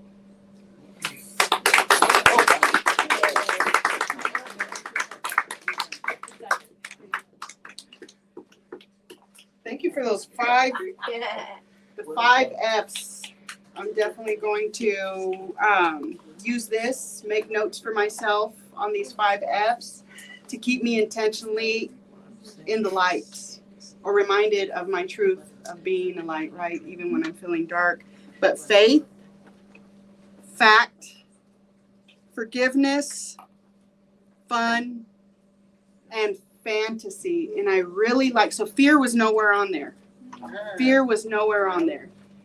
And the fantasy took me to part of what we do in our workshop and stuff. And it's the expanding the mind, right? The beauty of imagination, which Amy spoke on. And that imagination, if your mind can visualize it, I believe it's because it's yours to do. It's a choice, though. It's a choice. But your mind is going to show you what you're capable of doing. And it's our fears that are going to interfere, or other people's fears, with us embracing that truth. So thank you for that. If you didn't write down those 5 F's, write it down now, watch the replay, and make sure you have those 5 F's in front of you at all times to help keep you guided in the direction you want to go. So I like that. Thank you. And what you said about fact, that really stood out to me, because what came in my mind was fact versus fiction. The stories we tell ourselves, right? They are facts until they become fiction. And then from there, now we're able to see the truth. There's a modality I use called tapping, emotional freedom technique, where you basically use your own fingers and you're tapping on different points on your body that communicate safety and security to your central nervous system. And from there, like, you're able to affirm what you're already telling yourself. You're not bypassing your affirmations. You're actually embracing the truth that your body is holding on to. And from that embrace, now you're able to process those unresolved issues and those emotions that are still trapped in the past. And through that processing, you turn facts into fiction. And now you're able to see clearly, okay, how do I want to move and choose differently going forward? And that's a process that really releases so much weight. It releases the bricks, the burdens, and allows you to tap into that light. So thank you for giving us those 5 F's and walking us through your past couple of years and your life experiences. We appreciate it. Yes, thank you. Well, we have one more speaker left, and you all know her very well. She is a speaker who she has spoken many times on the Activate Your Power Now platform. She has blessed many people. She goes by the Healer of Queens, but I have to say that she is doing her part in healing way more than just the queens out there. She is empowering those kings as well, and she's a big part of our I Am the Dream workshop with Activate Your Power Now. She's a huge blessing to not only our platform, but to everybody she serves, as she does help work with people with addiction and mental illness.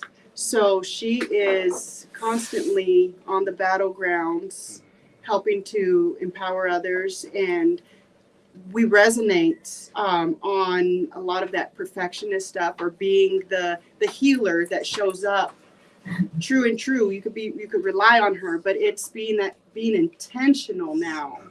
She brings now the intentionality as well of making sure that her cup is full, that she is relying also on her tribe, so that she can then go out and do what she does best and serve other people. So it's all a learning process for all of us to not be serving on depletion. But it is an honor to serve on this platform with her and to go out and help empower people with our workshop. We love Evie, and I'm just so happy you guys get to hear from her once again today. Evie, the Healer of Queens. Queen in the house.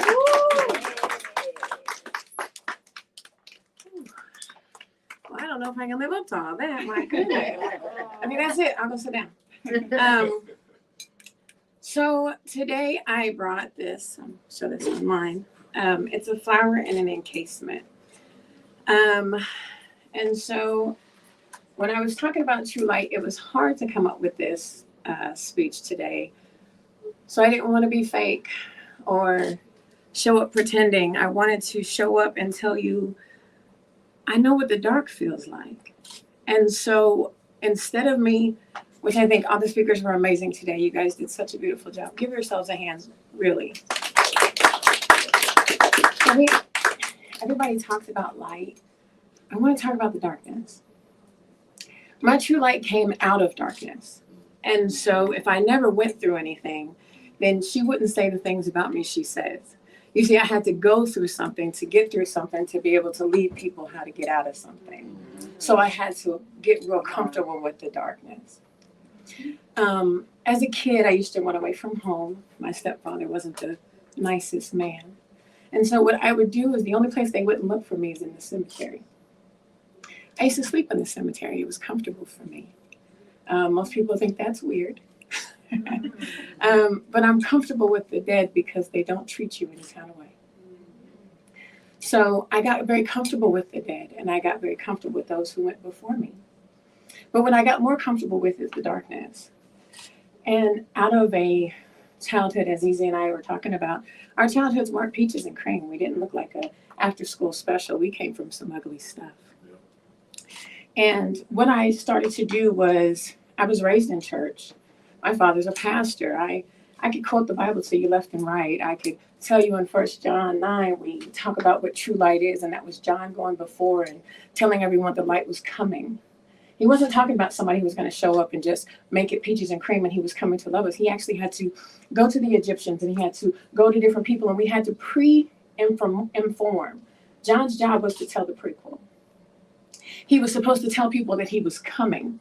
The light was coming. The light had to show up, but the light was in Christ. And so, but then when he got here, did they receive him as the light, or did they make him a little dark too? So that means that Jesus himself had to come through the darkness to get to the light for you to believe he was the light in the first place. So when all of us get so frustrated with having to go through hell in life, if the Lord himself had to go through darkness to show you the light, to become the light you needed to see, what made you think that your traveling behind him wouldn't be the same footsteps? You see, I used to tell people when I was younger that I was the devil's right-hand man. You see, I got comfortable with him. You see, me and the devil had a good agreement. You see, he lied to me, I lied to him. It worked out just fine for us. And then someone had to teach me that I was the light. So it's kind of hard to lie in the darkness being the light. You can't quite get enough darkness to dim you. You can't go through enough stuff to turn it off. I had people in my lowest moments say to me, man, you are so powerful. You are so strong. You are such a light. To the point where saying I was strong was a cuss word to me. You see, nobody checks on the strong. Nobody changes the light bulb of the strong. They keep coming with their darkness and laying it at your feet because they need light. So while I was dealing in a life of light vultures and light vampires, I realized how much I was giving away a light I didn't know I had. I didn't believe I had. I didn't think I was capable of. You see, I come from an ugly place. I have rape in my background. I have molestation in my background. I have abuse in my background. Nobody wants to hear from me. I'll give you dark all day. I can show you what that looks like. I can tell you about darkness. I can talk about your lowest moment with you because I was already there. I got there before you, so I could tell you how to get up, but I didn't see it that way. See, all I saw was what I wasn't. All I saw is what I couldn't be. All I saw is what I didn't have. Like Heather, I would attach myself to anything if they would just give me a little something. Even if it was attention, it was just something I didn't have or something I didn't believe I was capable of because there was no light in me. Couldn't be, right? Who could use something so used as me? And yet I sat around on my darkest moments. I've had some really dark times this year. And I would cry and I'd get angry because I cried. I'm the one person I'm probably sure in this earth that gets pissed off at her tears. Can't stand it. Because see, when I was younger, I was told when I cried I was weak. And remember, I'm supposed to be strong anywhere I go. So if I'm crying, I can't let anybody know I'm broken, I'm hurting, I'm going through. So where everybody else in the tribe is willing to be the call, I'm willing to be the call, but making it,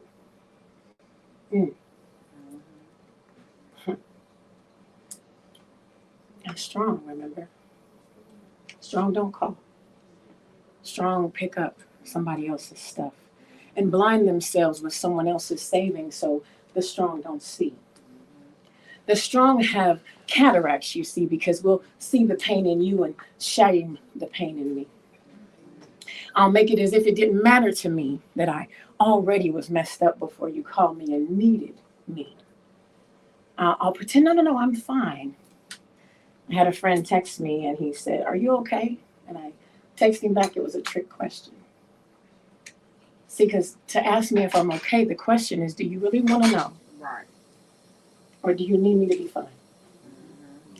And if I'm in my lowest moment, I can't answer you with the status quo because I'm already low. So I can't pretend for you right now. So I'll respond trick question because I can't tell you where I'm at because I don't know what you need. I don't know what you need from me. Do you need the strong? Because if you do, it's a trick question right now and I'm going to put down my phone. Do you need the warrior? Do you need the queen? Do you need the one who's got the healing at the tip of her fingers? Do you need her? Okay, give me a minute. Let me find her for you. I'll have to push this down. When I was a little kid, one of my favorite movies was Beauty and the Beast. And that's why this is here. The encasement of a flower. Do I have any gardeners in the room? Gardeners. Is it an easy, clean job? No, No. Why not? because you can't successfully grow anything without getting in the dirt. Correct. And yet, in Beauty and the Beast, this was dying. It was dirtless. You understand? It was a curse. It started as a curse. Beautiful flower, though, but it was a curse. You see, as the flower was wilting, the petals would fall. It was a representation of time. The petals falling was time. That meant I only had so much time to do something on this earth that mattered about anything so someone could remember my name and not just walk up to my grave and say, oh man, I wonder who she was. This was a representation of time. So the beast was a man once, just like I was a woman once. I was more beast at one point too. I knew how to be a beast. I knew how to show up, but somebody cursed me long ago, just like the beast. They gave me trauma. They gave me pain. They gave me horrible things to say about myself, so I became a beast to survive. And then I got so used to survival mode that I forgot how to live. When the beast was walking around the castle, was he nice? Does anybody remember? Was he a sweet guy? Had all the flowers and the singing? No, he was pissed off, wasn't he? He was mad. You know why the beast was mad? Because one day he had a really cool party. And somebody knocked on his door and needed something. And he didn't want to do it. So he shut the door, put her out. And she said, before the last petal falls, you'll have to find someone to love you, or you'll remain a beast forever. The beast got cursed as a young man. Any of the men in here remember being cursed as young men? What would you do if you had to stay the beast in this moment now? You were cursed as young men. We were cursed as young women. I knew how to be a beast. I got good at it. Oh, honey, I was the best one. You see, I told you I was the devil's right-hand man. He lied to me. I lied to him, which means I got real good at deceiving. See, I could show up and pretend to be everything you need me to be. I did that in relationships. Give me the script of what are we doing? I got you. But to show up as me, I'd have to find somebody to love me before the last petal fell, right? I'd have to find some light. I'd have to become something more. But I knew how to be a beast. I was comfortable. Everybody around me, like Izzy was saying, the kids on the way to church, everybody around me got yelled at, cussed out, went off on. I knew how to be a beast. I got this. Love me. How dare you? How dare you love me? And if you loved the beast in me, you couldn't love me anyway. You loved what was wrong with me. You were comfortable with what was wrong with me. You danced with that beast. You enjoyed her. She was amazing. Would you love her when she's weak? Would you love her if she wanted to get before the last petal fell? Would you have loved her? If I can't show you where my demons play, can you love me anyway?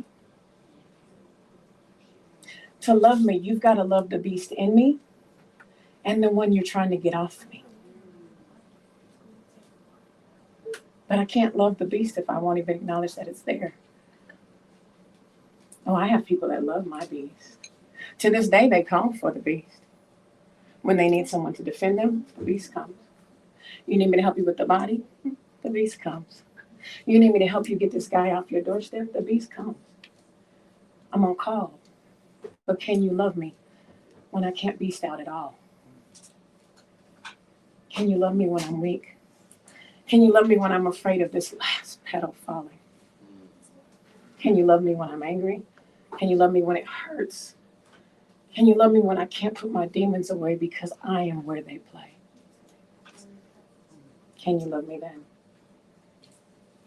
Can you show me then what I'm worth to you then? Am I good enough then? When my beast is let loose? When you get ran over by my beast, can you find me then? Am I good enough then? When my beast breaks your heart, will you love me then? When my beast runs away from you to hide, will you love me then? They love my beast when it's beneficial for them. But what if I'm drowning underneath my beast and I just want someone to love me still? What if my batteries are running low and I don't have much light left and I ask for some and you say I'm sending love and light, but you never made sure it arrived? You just sent it. What if it missed me because it forgot it wasn't that I needed the light? I had my own. I just needed you to tell me it was there. My beast was comfortable. My beast was beautiful. They love my beast. My beast is useful. My broken, on the other hand. My beat down, on the other hand. My mistreated. My misled. My misinformed. My broken down. They don't like her. My weakness can't be visible if the beast is who you want. My favorite animal is the tiger. I love tigers not because they are 500-pound beasts. I love them because they hunt. I love them because they're beautiful. I love them because they are one of the most feared animals and yet can be tamed if you have them be anything else but the beast you see. We forget the beast had to find someone to love him. And as the story goes on, it's beautiful. He finds Belle and he keeps her prisoner and she finds his library. She falls in love with him. He sacrifices himself. And then she loves him. So I dare to ask if everyone believes that the beast needed Belle, right? He needed Belle. How is the beast going to be anything else? He needed Belle to love him. He needed Belle to show him what wasn't there before, right? That's the song in the movie. I see something that wasn't there before. How? When you have to see something that was always there to see it in the first place? It was always there. The beast always had the capability to love. Just the first person he loved was Belle. But I dare to say he didn't need Belle. All the beast had to do was love himself. He never seemed to do that, though. He needed Belle. So my thing was, is years he sat in that castle, never loving himself, never being able to heal himself, waiting around for Belle. Are you waiting for Belle? Are you waiting for Belle? My beast is very well put together. We coincide just fine now. I learned to love myself. I learned to be my own light. And now I can't go into a dark room. I sleep in cemeteries when I want to because I'm already lit up. I am the light. Love yourself. And if you can't light you up, don't expect somebody to show up and do it for you. Thank you. Wow.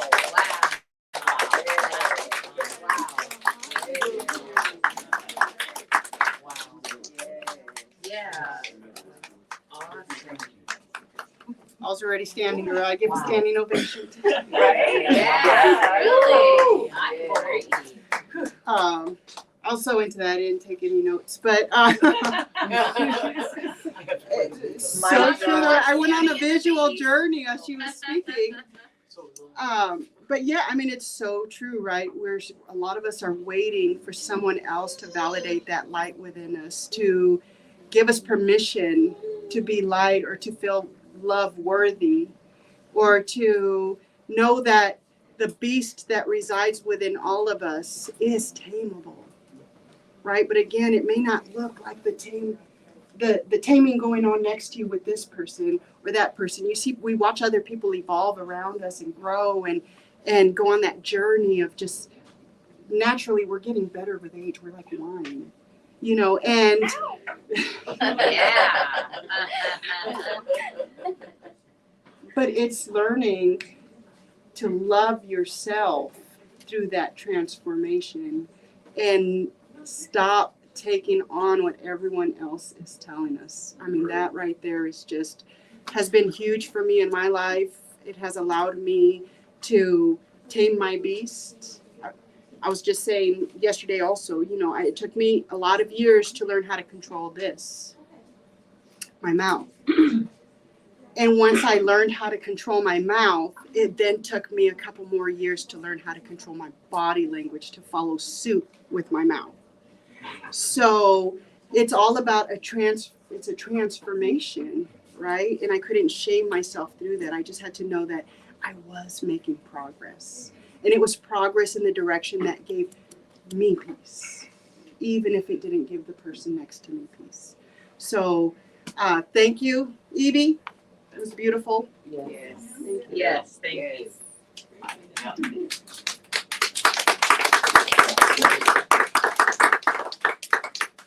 And some things that were coming up when you were speaking, belle is short in Spanish for beauty.